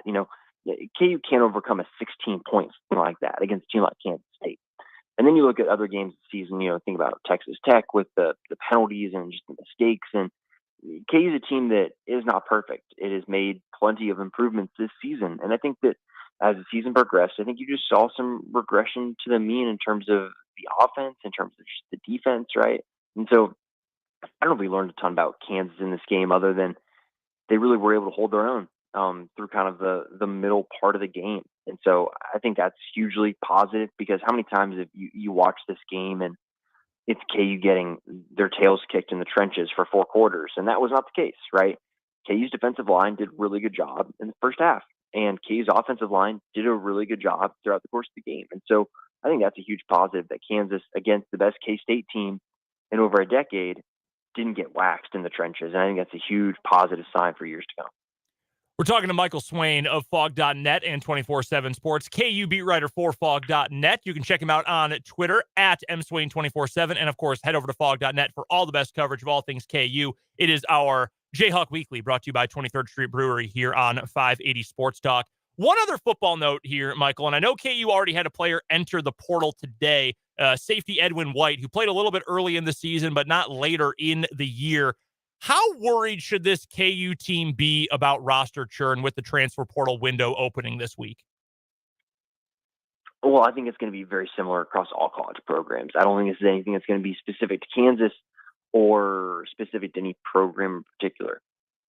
In my opinion, you look at the players that played a lot in 2021 and maybe didn't play as much in 2022. They're going to think about the trend in their Kansas career. Am I going in the right direction? And it's within their right to think, okay, maybe it isn't. I should look elsewhere. And I think that's the case with Edwin White. He played a bunch last year and played as a true freshman, and I thought, had some positive moments. And then this year plays in the first 3 games. It's mostly on special teams, not a ton on defense, and then he decides to redshirt. And so it makes sense. And, I'm not going to sit here and say KU's not going to lose anyone off like the 2 deeper guys that were huge contributors, but I do have a better feeling that, hey, KU's going to lose some maybe more of the quote-unquote fringe scholarship players, right? Guys that maybe aren't playing snap in, snap out on defense, because I have a sneaky feeling that I think this season, the players that played a lot this season are going to want more, and they'll have the opportunity to do that at Kansas. The players that didn't play a lot this season are going to want more, and they're going to think, well, I probably should go elsewhere. So I think it's just par for the course in this day in college football, when I think any given year you're really going to have, double-digit guys transfer out, and you're going to bring in double-digit transfers. It's just kind of how roster building in college works these days. Let's move over to the basketball side of things, Michael. KU obviously back now from the Bahamas and the battle for Atlantis last week. 2 out of 3. Your only loss comes to Tennessee. No shame in that. That's a good program, a well-coached program by Rick Barnes. Obviously, old nemesis, old friend, whatever you want to call him. But the way you got beat was not especially encouraging for KU. All 3 games were kind of knockdown, drag out, close, physical contests. Last night, you beat up on Texas Southern. If KU didn't beat up on Texas Southern, that would have been, I think, a reason to ring an alarm bell. Where do you stand with where this program is right now? Are they about where you thought they would be through the first, 8 games of the season? A little better, a little worse? What's kind of your status report through this first 25% of the season? Yeah, I think they're about where you thought they'd be. I think the center position continues to be an issue. I think you look at someone like Ernest Uday, and you mentioned beating up on Texas Southern. You thought that someone like him might be able to do that. And for him to really struggle was not encouraging. And I think that's just a theme right now with all the centers, really. KJ Adams is very limited in what he can do. He has a very specific skill set that I think KU is tailoring some of its scheme and things like that too. But then going off the bench, right? Zach Clements was basically an 0 for last night, right? I think he missed one shot and didn't record any other stats. Zubi Ejiofor is a really good rebounder right now, but does kind of look lost at times. And it's the same with Ernest Uday. And so I think the center position is probably the area where you're looking and saying, where can the biggest leap take place over the course of December or maybe even January? It is the center position, because I think what you have in DeJuan Harris and Jalen Wilson and Grady Dick and even Kevin McCullough when he gets back healthy. But I think the thing that will determine how far Kansas can go is the bench and the big men. And I think they need to have the bigs be more consistent, because KJ Adams is not going to be able to hold his own when you go up against a 7-footer in Big 12 play or in the NCAA tournament. And then off the bench, guys like Joseph Yesufu, MJ Rice, they need to consistently provide scoring and a spark, and Bobby Pettiford as well. And so that's just been super inconsistent so far. So I think this team right now is shaping up a little bit of, I think, what everyone kind of thought going into the season. Not a lot of out there development so far, maybe outside of just Grady Dick overall, just maybe being a little ahead of schedule. But I just overall, it's about where I thought the team would be at this point. Michael Swain of Fog.net joining us here on the Jayhawk Weekly, presented by 23rd Street Brewery. We do it every week at this time here on 580 Sports Talk. Michael, MJ Rice had a big game last night, and his KU career has kind of slip-started a little bit due to circumstances beyond his control. He had COVID, he had kidney stones, went through a heck of a time health-wise, got back on the court and put up some big numbers, albeit it was Texas Southern.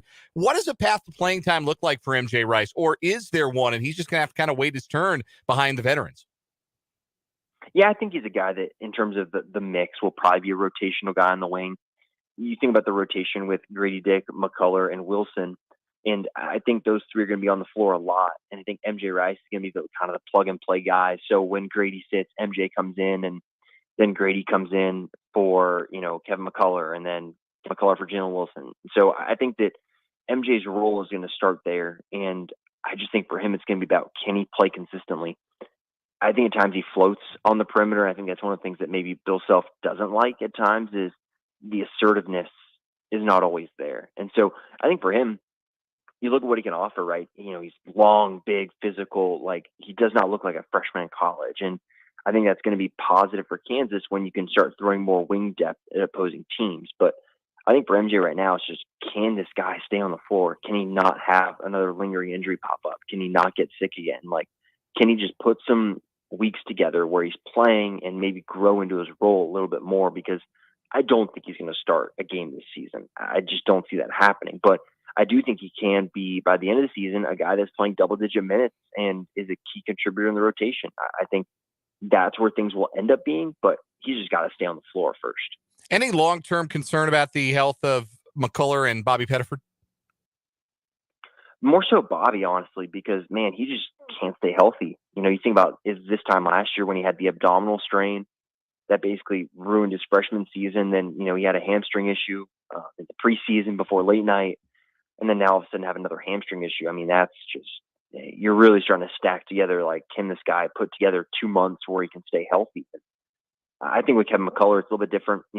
It's a groin injury strain for him. And Bill Self said they're going to be careful because, at Texas Tech, obviously McCullough had some injuries that lingered and really limited his production. So definitely more probably concerned for Pettiford than McCullough long term.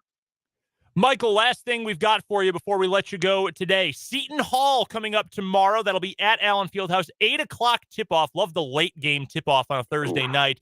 Big East, Big 12 battle, another year of that. It's been a fun event because it's a lot of teams KU doesn't play all that often. Do you think KU can get the job done and take down the Pirates?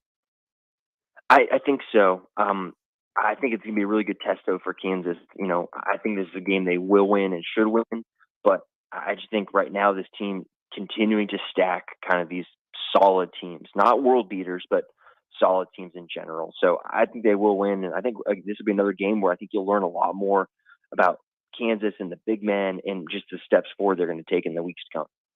Michael Swain covers all things Kansas Jayhawks for Fog.net. It's part of the 24/7 Sports Network. Go check him out. The best coverage of all things Kansas Jayhawks. You can find Michael on Twitter as well, at mswain247. And he joins us every single week at the bottom of the 4 o'clock hour here on 580 Sports Talk for our Jayhawk Weekly, brought to you by 23rd Street Brewery. Michael, as always, man, we appreciate the time. Thank you so much. We will talk to you coming up next Tuesday.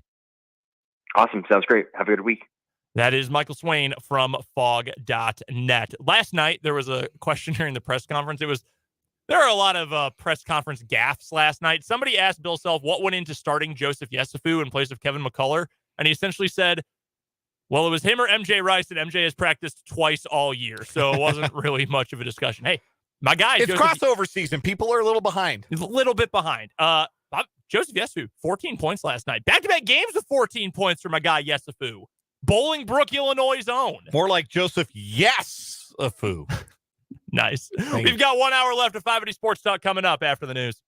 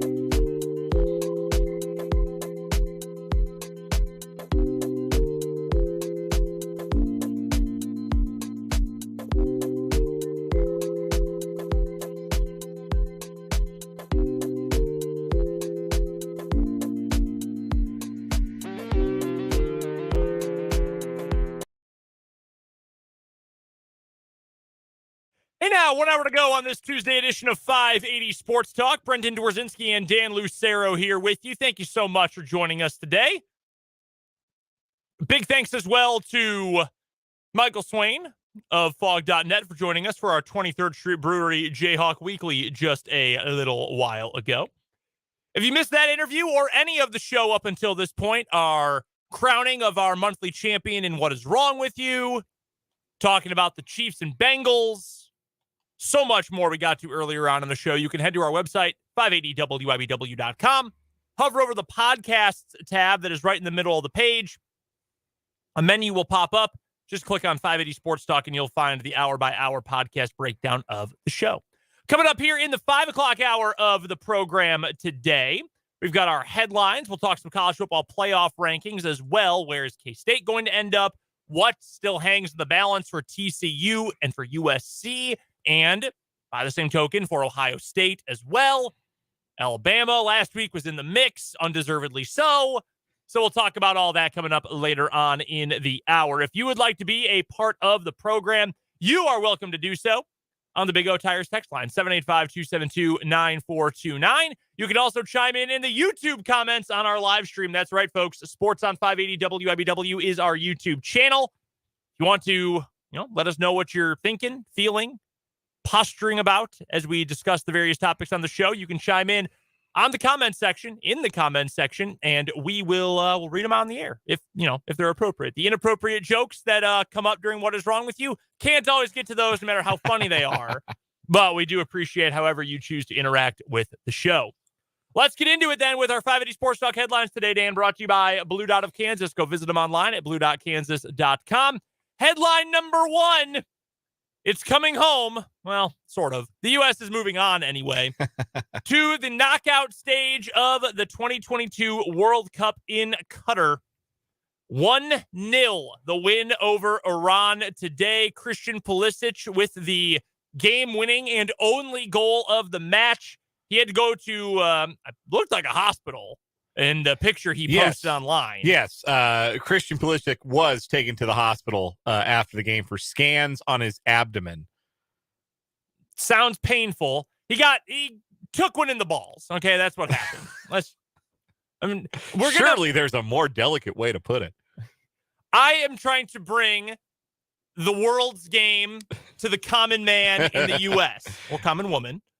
He got hit in the junk. He took a junk punch or a knee. I'm not even sure what hit him there, but it hit him where it hurts if you are a male. He went in bravely and he paid for a man one of the ultimate prices. But he did also post in, what has now since surfaced online that he does believe he'll be able to go on Saturday in the round of 16 matchup against the Dutch.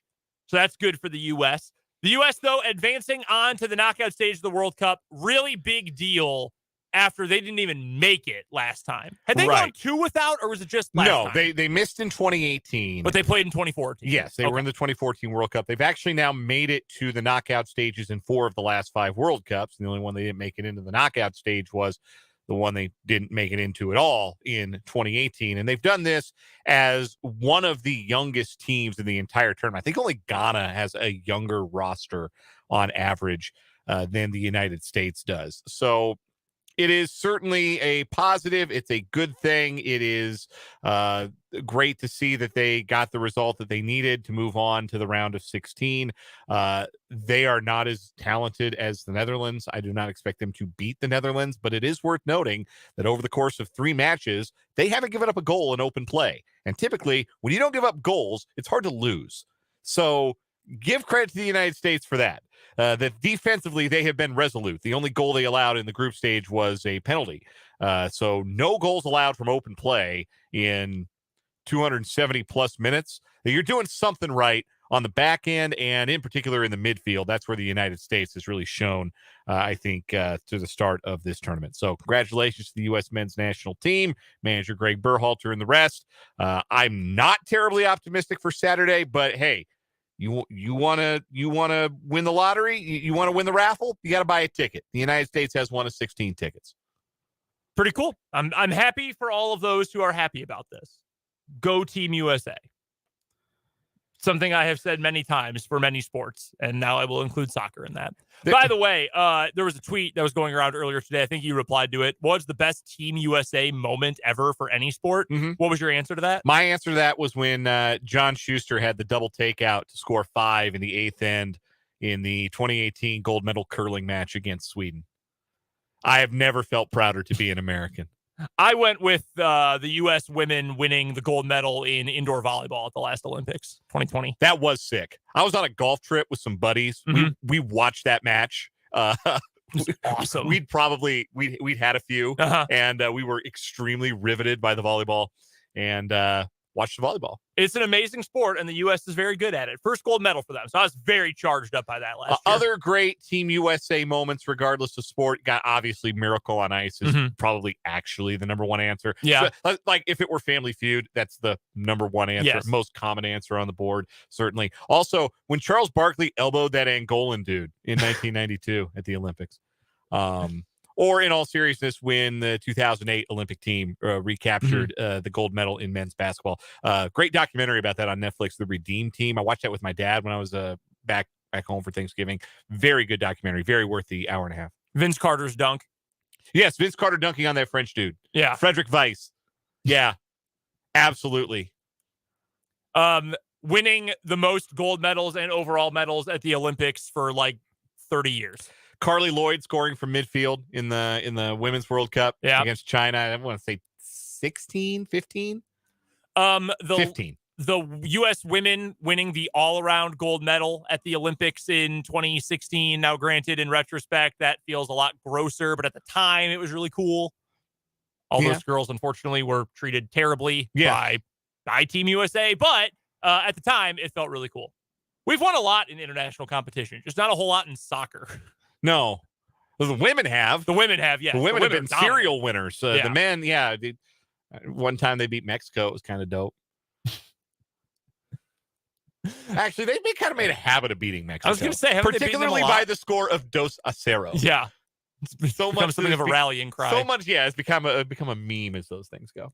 What do you have for your first headline? First headline for me in our Blue Dot of Kansas headlines. We are about to find out what the Big 12 means by a new and improved brand based upon some of the announcements they've made about Saturday's Big 12 championship game. A variety of new in-game entertainment, broadcast, and marketing enhancements for the game between Kansas State and TCU. Grammy Award-winning singer, songwriter, and actress Ashanti will perform the national anthem. Wow. Yeah. That's pretty cool. Went to number 1 with her duet with Ja Rule, Always on Time. I want to say that was... Is that 2000? 2001? What do we care what Ja Rule thinks at a time like this? Where is Ja? I don't want to dance. I'm scared to death. Unified World Welterweight Boxing Champion and Dallas native Errol Spence Jr. will lead the ceremonial coin toss. Okay. Media personality Rachel Demita, who has over 1 million Instagram followers, over 380,000 TikTok followers, and I looked up, I tried to find out like how she got famous. She's just famous for being famous, I think. I've got a friend who has a big time, or at least had a big time. Who is she? And they're like, you don't know who she is? And they sent me her Instagram. And I'm like, no, but like who? Like, how did we get to this point? What is it that she does? Apparently, B. Rachel Demita is the correct answer to that question. Yeah. Anyhow, she will serve as the in-game host. So I don't know if she'll be on the Jumbotron, like doing trivia or playing the find the football game. It's time for the Big 12 championship t-shirt toss. Yeah. That's what she'll be doing. Additionally, DJ Poison Ivy will provide in-game music. Yes. In addition to entertainment enhancements, the Big 12 has partnered with streetwear fashion brand A Bathing Ape to introduce on-field co-branded Big 12 Bape marks using the brand's famous camouflage aesthetic, as well as co-branded apparel, which can be purchased at us.bape, that's BAPE.com. Chris Kleiman, head to toe Bape. Need it. If you don't know what that is, by the way, You probably won't like how it looks. Remember Just to be honest. Remember in the song Superman by what is it called? Crank That Soulja Boy by the recording artist Soulja Boy Tell 'Em, also a former #1 song while we're keeping track, in which he says, and I quote, "Haters getting mad because I got me some bathing ape." That's going to be the haters mad at both Chris Kleiman and Sonny Dykes, dripping head to toe in the Bape. That would be so funny. Someone called me out for sighing after you said DJ Poison Ivy. I don't know. I don't know who that is. By the way, it is not Poison Poison. It is POI capital ZON. Oh, is it capital Z? I believe it is. I thought that's what I saw, but no, I'm sorry. I was wrong. It's just a regular lowercase z. He's got his own website, Poison with a Z, IvyTheDJ.com. Apparently, I apologize. I have misgendered DJ Poison Ivy. Oh. She is, I believe, does in-game entertainment for the Dallas Mavericks. Oh, okay, so female like the superhero Poison Ivy. Yes. Or supervillain, I guess. Poison Ivy's a villain, right? Yes, I think so. I don't know. I'm not an expert on those things. Yeah. But no, apologies for misgendering DJ Poison Ivy. In fairness, I had never heard of this person before 5 minutes ago when I read this press release. But anyway, this is what young and cool and hip looks like for the Big 12 Conference and all the stuff that'll be going on. Also, they have invited you and I to the Big 12 championship game. Hell yeah. Not in any kind of, we're not going to be standing next to Errol Spence at the coin toss. Am I more famous than DJ Poison Ivy? To our listeners. To the city of Topeka and maybe to parts of Lawrence. Maybe. That's pretty funny. Next headline for me, the transfer portal. The window to the portal is being opened this week, and more big names or local names are entering it. A couple to get to you really quickly. Number one, KU safety Edwin White. We talked about that with Michael Swain a little bit last hour. He has informed KU he is intending to enter the portal and leave KU. Safety for Kansas, played a little bit on special teams, tiny bit on defense at the start of the year, decided to redshirt, hasn't played since it's either week 3 or week 4. Not a huge loss. As Michael put it, that's kind of your fringe scholarship guys. So that's not huge for KU football, but there certainly will be more, probably for both KU and K-State at some point. The big one of the day, from what I think is the second most interesting quarterback situation in the Big 12, Hudson Card of Texas has entered the portal. Last year, it was Card and Casey Thompson who were back and forth as their starting quarterbacks. Thompson left this year to go to Nebraska. Now Hudson Card, who filled in for an injured Quinn Ewers this year, he is in the portal as well, which means there's just one guy who will possibly get jumped by Arch Manning. That is now Quinn Ewers. Hudson Card can go somewhere and play. He's not a bad quarterback. Yeah, I think he can. I mean, we've seen a lot of guys who were passed over at powerful programs, former 5-star guys, find homes elsewhere. Jackson Dart had a nice year at Ole Miss. Certainly Hudson Card has that in him. He could end up going to a G5 and be really good, I think. He could probably be a really good G5 quarterback. I don't know where he's from originally, and I don't know what the quarterback room looks like at the school I'm about to mention, but if he went to UTSA, he'd probably be a stud because they've got a good infrastructure, awesome coach. Frank Harris is 90 years old. He's had so much eligibility. I think they need a quarterback for next year. I think you're right. So a school like that's going to a bigger conference now in the American, I think a school like that would make a lot of sense. Yeah. I also don't know if they need one. But Arch Manning coming in, Quinn Ewers, former #1 overall prospect or #1 quarterback anyway. That's going to be an interesting room. The most interesting quarterback room in the Big 12 next year is going to be K-State, though. And it's not close, in my opinion, because you've got a bunch of dudes who think they should get playing time. Yeah. Will Howard, you got a 4-star in Jake Rubley. You've got a 4-star coming in, true freshman in Avery Johnson. And Jaron Lewis has playing experience. He's got, I think he's got the second most playing experience of any of those guys. I think he's played more than Rubley has. Yeah. So that is an interesting room. It's a crowded room, and there's probably going to be a defection or two, I would imagine, from that group. I would think there's multiple because all those dudes have tons of eligibility left. Yeah, that's the other part of it. Howard's got a couple years left.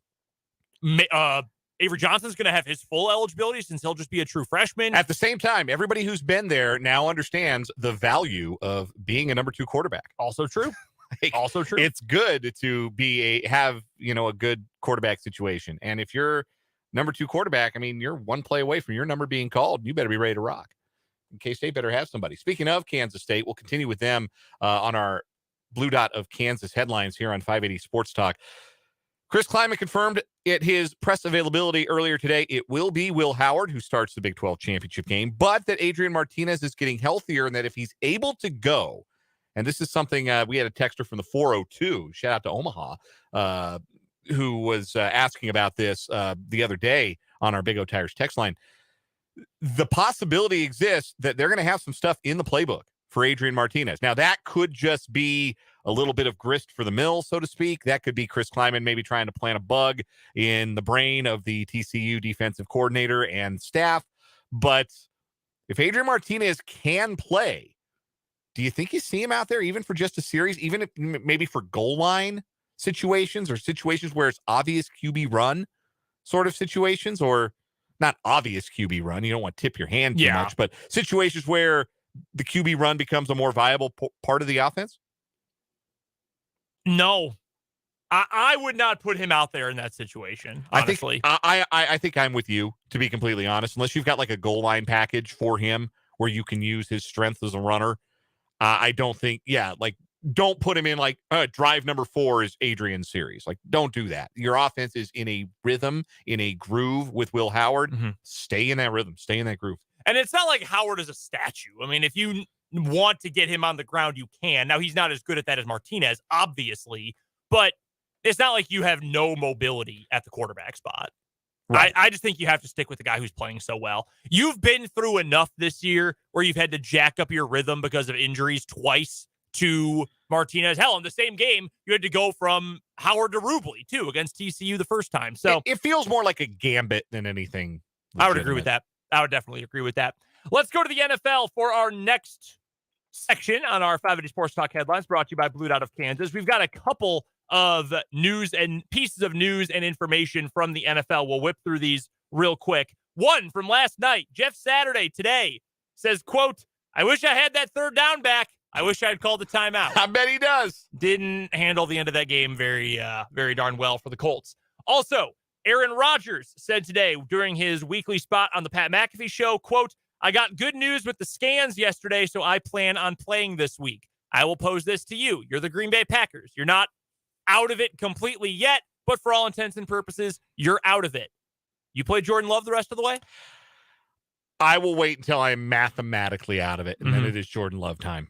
It is 100% Jordan Love time. As soon as it is confirmed that the Packers cannot make the playoffs, you have to find out. Like, it is, you are running out of time to find out if you've got anything in Jordan Love. And I'll tell you what, early returns for this year, just what we've seen of him last week, that looked pretty good. I know a lot of those passing yards were yak yards for Christian Watson, but he threw that slant on the money and let Watson create that space for the run for the touchdown. He looked sharp. He looked confident on the road in a losing spot, but the game's still in the balance. That was, I think, a pretty promising handful of snaps for Jordan Love. To a degree, the Packers almost need him to be bad, because if he's not, they gave Aaron Rodgers a lot of money, and this offseason they've got to find, or they've got to pick whether or not they're going to pick up Jordan Love's fifth-year option. They little bit between a rock and a hard place, and by a little bit I mean a whole lot. Also, here's this. Well, actually, before we get to that, C.J. Gardner-Johnson of the Eagles, this is a big piece for them. He is out indefinitely. He lacerated his kidney against the Packers. Non-surgical injury. Timeline is TBD, but it is not expected to be season-ending. However, he will be out for a while. Also, this.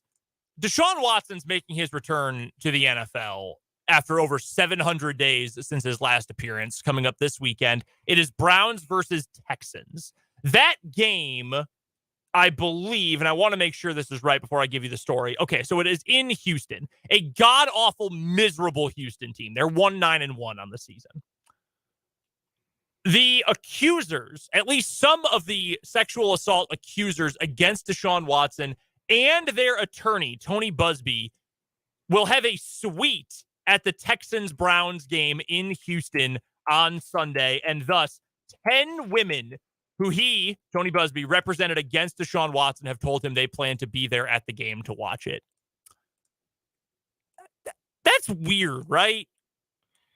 Like, I get the symbolism of it, but also that feels kind of weird. I think that Deshaun Watson should be reminded wherever he goes of what he did. And if that's a way that is a reminder to him, if that's something that forces him to answer questions leading up to the week of this game, more questions about what he did, then that's a good thing. That the story and what Deshaun Watson did needs to stay at the forefront. We cannot normalize Deshaun Watson's behavior as, just something that he overcame. This is just somebody overcoming some adversity. This is just some off-field issues. No, this was a serial sexual harasser, sexual abuser. Mm-hmm. And that needs to be the narrative around Deshaun Watson for the remainder of his career. And if this advances the continuing of that story, having some of his accusers in the stadium, then good.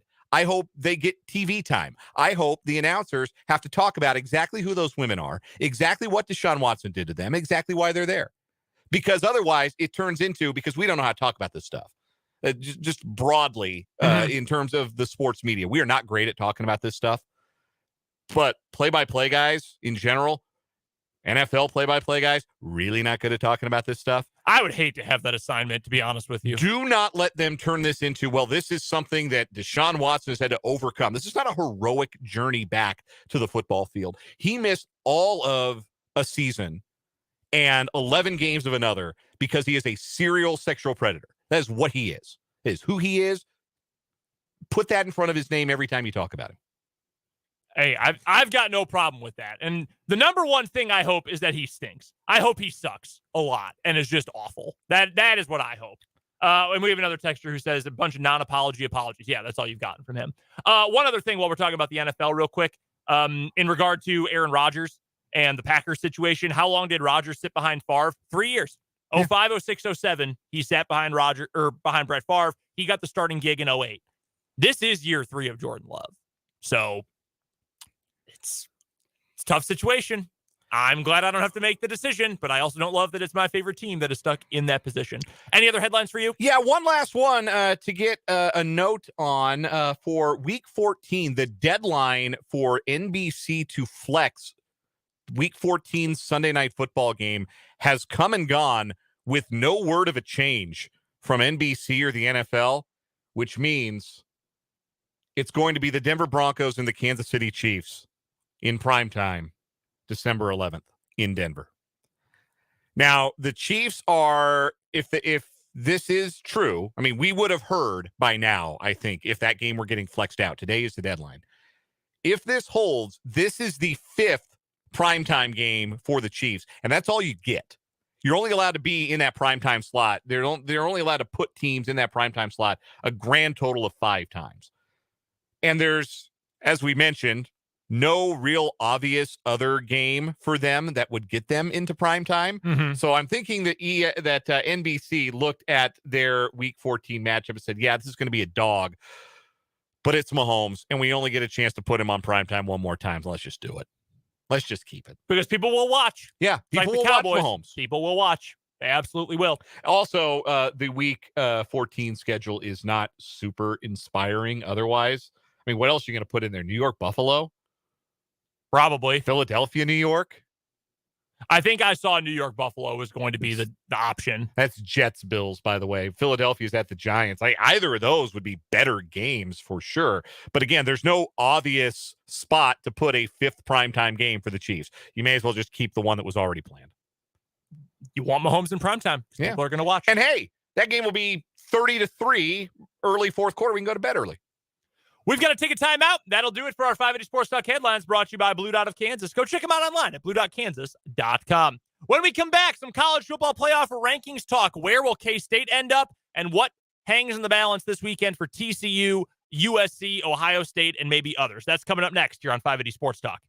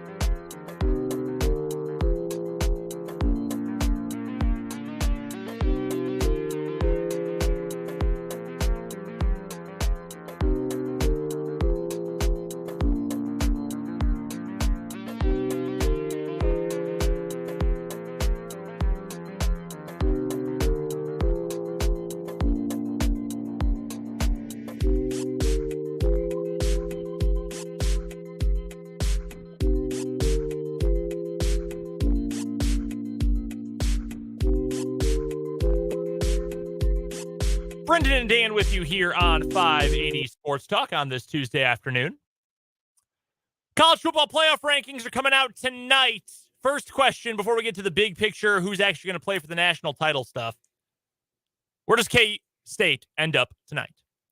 I think you can make a case they belong in the top 10. I think that you could make the case that they should jump Oregon and that LSU should plummet from number 5 after they didn't just get beat by Texas A&M. They got rolled by Texas A&M. They didn't lose at the gun. They lost by 15. They got trounced by a 5-7 Texas A&M team. I would personally have them 10th. And I'll be frank about Tennessee.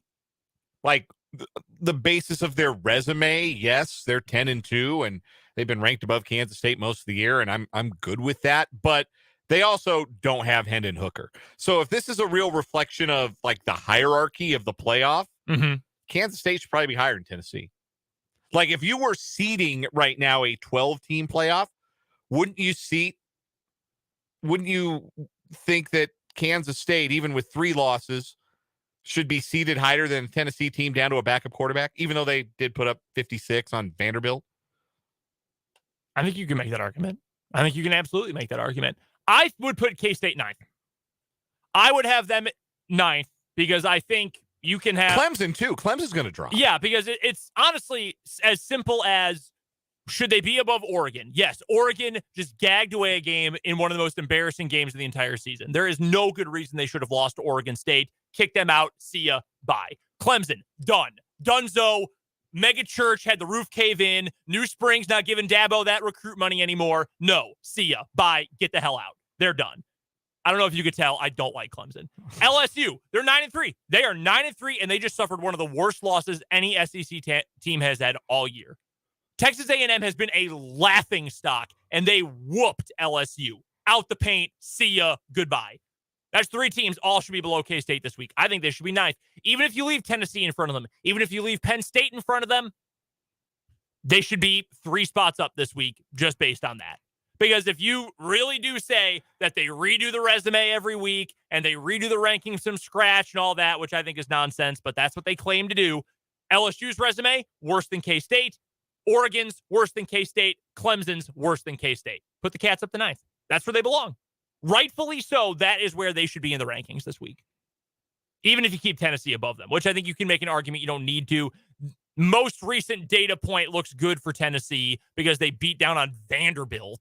But you're right. I mean, they don't have their best player, Hendon Hooker. So if K-State's not in the top 10, it's a joke. And then K-State fans, you have my blessing to do the thing you like to do and say no one believes in us. They've already started, by the way, know. without your permission. Oh, yeah. I'm not talking about the fans. I mean, like the players. Yes. Like that is the mantra coming out of Manhattan this week is nobody believes we can do this. I think a lot of people very much believe they can do this. I think Las Vegas very much believes they can do this. They're only 2.5-point dogs.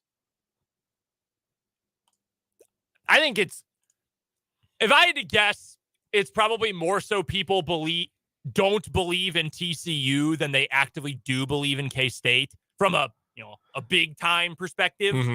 I think K-State can win. Yeah, TCU's kind of been getting a little bit of a Vegas disrespect. I mean, remember they were 7.5-point underdogs at Texas, won that game outright. I think they were only favored by 10 against Iowa State. They won by $1 billion.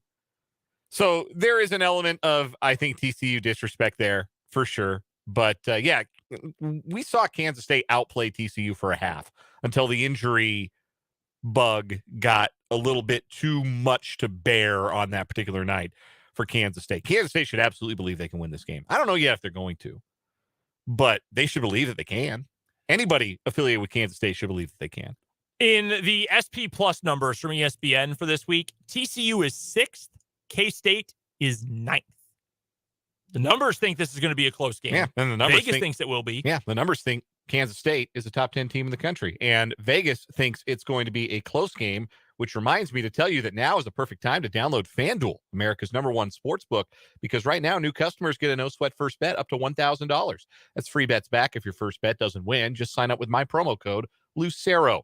FanDuel has all your favorite bets from the money line to point spreads to player props, and you can combine bets for a chance at a bigger payout with a same-game parlay, all in an app that's safe, secure, and super easy to use. So sign up today with promo code Lucero for your no-sweat first bet. That's Lucero.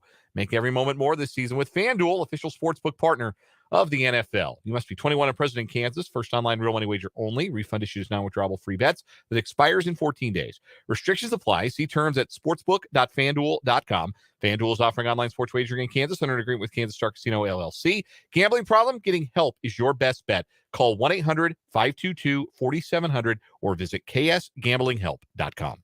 As for the very top of the rankings, the teams that will actually be in the college football playoff, let's start here. Who is going to be the top four this week? In some order, I don't think Georgia will drop from number one. Mm-hmm. And Michigan will be your number two. Then I think it will be TCU 3 and USC 4. Logically, that is how it should be. I agree with you in full. That should be the group. TCU 3, USC 4, USC 4, 3, TCU 4, whatever. That should be your group of four, I think, without a doubt. We could see some chicanery because that happens sometimes with the stupid committee, but if there's going to be any, group. If there's going to be any shenanigans this week, it'll be Ohio State at number 4 and either TCU or USC, probably USC because they were ranked 6th last week, ranked 5th. And that would be a signal from the committee that, hey, you'd better win because we're not just putting you in. You had better win this week. That being said, what is Ohio State going to do for its resume this week? What are they going to do to show that they are great? What are they going to do to improve their resume, to improve their case for the college football playoff? I'll tell you, nothing. Not a damn thing. They're going to sit on their butts like the rest of us and watch Championship Saturday because they didn't qualify.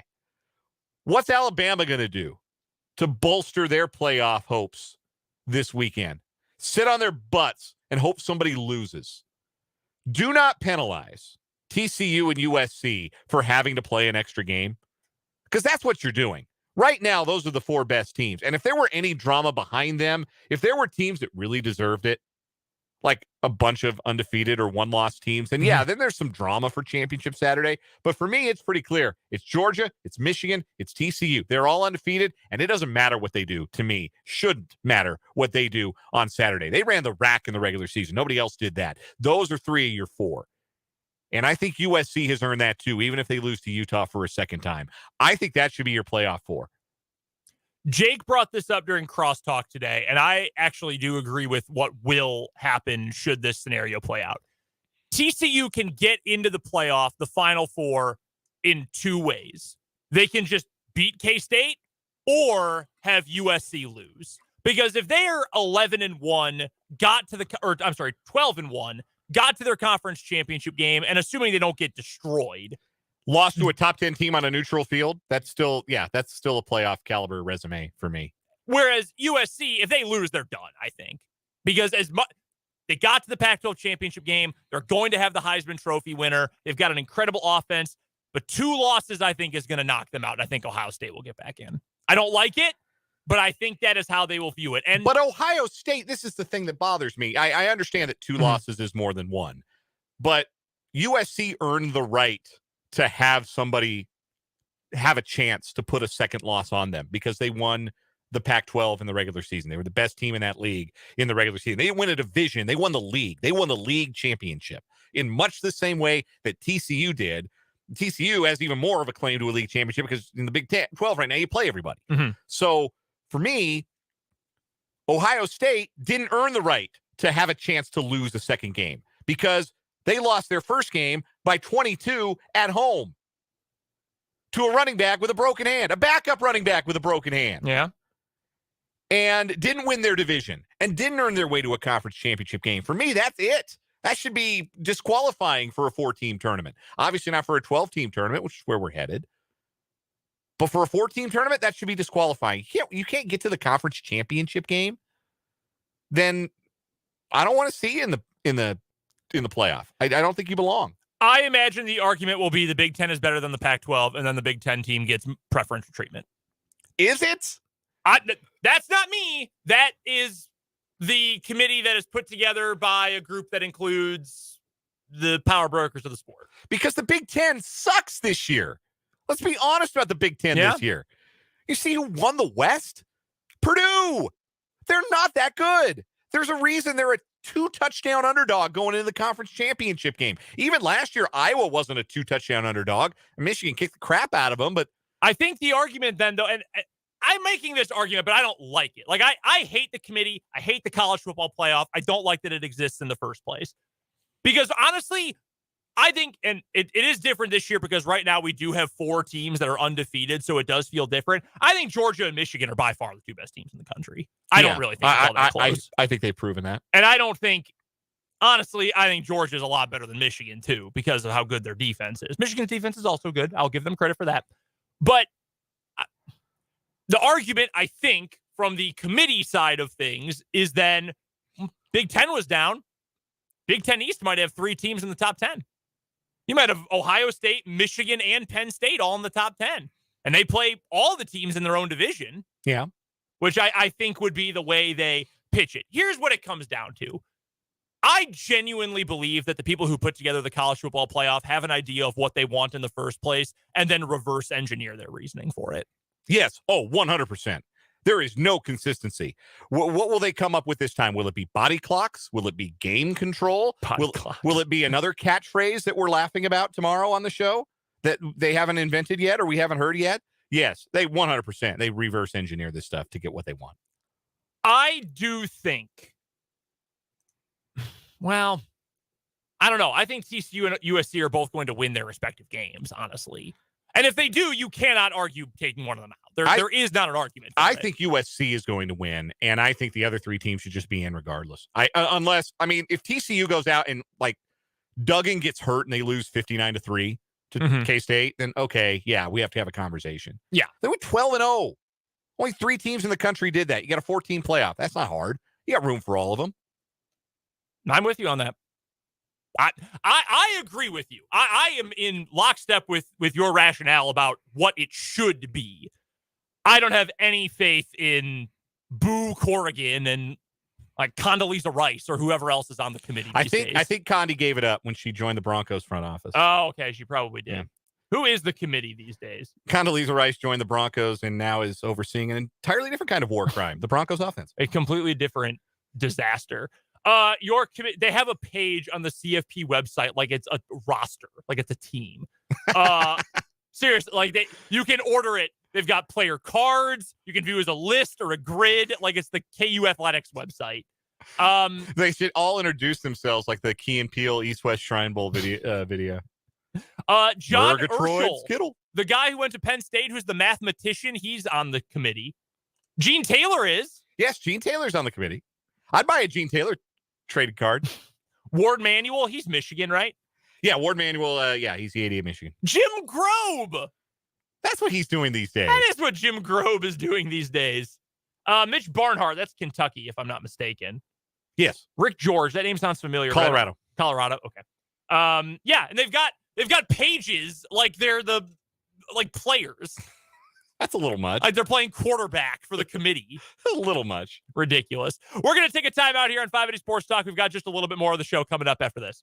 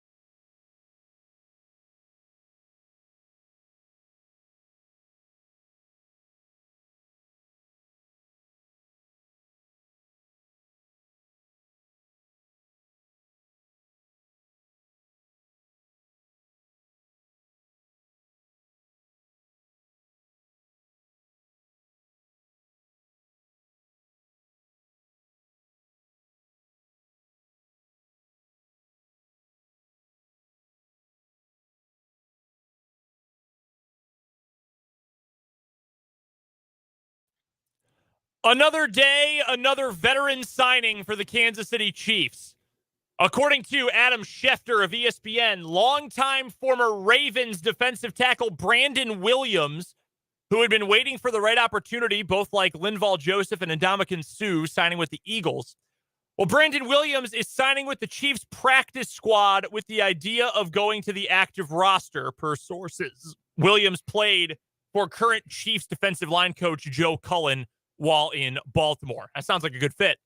Yeah, he's the only guy it's the only team he's ever played for. He's a lifelong Raven. He's a MIAA guy, Missouri Southern. Yeah. And somebody who you'd like to think could potentially help the interior defensive line. Just the fascinating thing that you think about is, okay, if he does get added to the active roster, whose snaps and more importantly, whose roster spot does he take? That's a great question. I don't know if like roster spot, like, okay, they could maybe like Malik Herring gets dropped to the practice squad, somebody like that.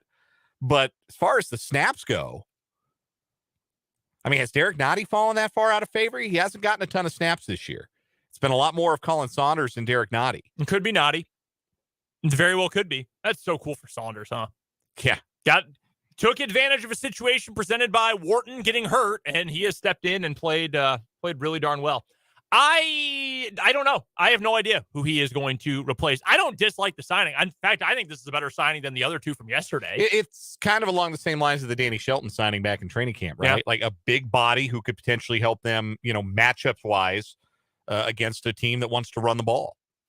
So if he's going to be a practice squad signing, it'll be someone from the practice squad who gets dumped. Right. And the Chiefs already made 2 practice squad moves today. They released Austin Ryder, longtime offensive lineman, who's obviously been up with the team, started a bunch of games, and Wayne Gallman, the running back. He was also released from the practice squad today. I had no idea he was on the practice squad. Not a clue. that made room for Melvin Gordon, who they signed yesterday, and the receiver, Brian Edwards. Yeah. If you're looking at the practice squad right now, Danny Shelton is there, just chilling on the practice squad. He's the only defensive lineman, though. He's the only one. I mean, you could go. Honestly, I would not be surprised if it's a guy like Kendall Blanton, the tight end. You don't need a tight end right now. You've got enough tight ends. Yeah. Who are going to be just fine. Maybe an O-lineman, since they've just gotten Lucas Niang back off of injured reserve. They've got an extra lineman they're carrying. Could be Mike Caliendo, rookie from Western Michigan. Well, if they've kept the rookie this long. Yeah, a lot of skill position guys. Honestly, I would not be surprised.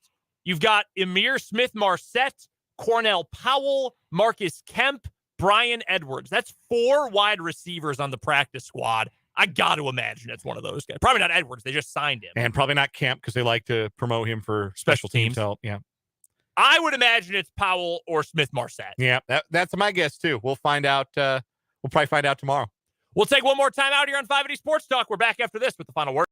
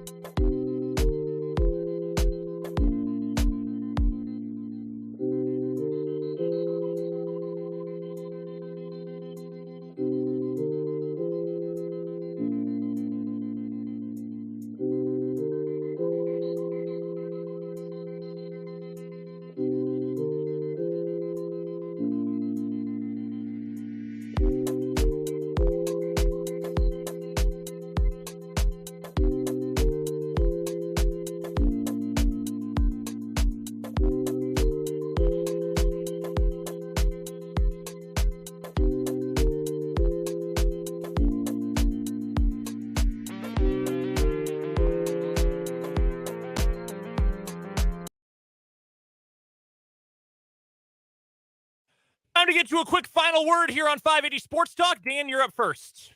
Final word for me today. The United States is moving on in the World Cup onto the round of 16. It's been a redemption story for the United States men's national team after missing the previous World Cup to get back with one of the youngest squads in this year's competition, and in a must-win match, a match they absolutely could not draw, never mind lose. They found a way. They got the first half goal from Christian Pulisic, who was supposed to be the glory boy for this year's squad, and they saw it through defensively, though there were some nervy moments in the second half and in extra time. It's a great thing for the United States men's national team. It's a fun thing for all of those who love soccer in this nation, and looking forward to their crack at the Netherlands, though I still think they're going to struggle because outside of the midfield three and a possibly injured Pulisic, it's not been a great team showing, manager showing. I'm a little worried tactically how they'll fare against the Dutch. Final word for me, Lance Leipold is signed for the next 7 football seasons at KU, and KU finally has a real timeline in place and essentially a drop-dead date in place to get things going for facilities improvements. Sounds like a pretty good spot to be in if you're KU football and a KU football fan going forward. That does it for 580 Sports Talk. We have a short show tomorrow. We are only on from 3 until 4:30 tomorrow due to K-State basketball against Butler. So we'll join you for a shortened edition of the program tomorrow. We'll talk college football, Chiefs, and more. That's coming up. But until then, for Dan, I'm Brendan. This is 580 Sports Talk.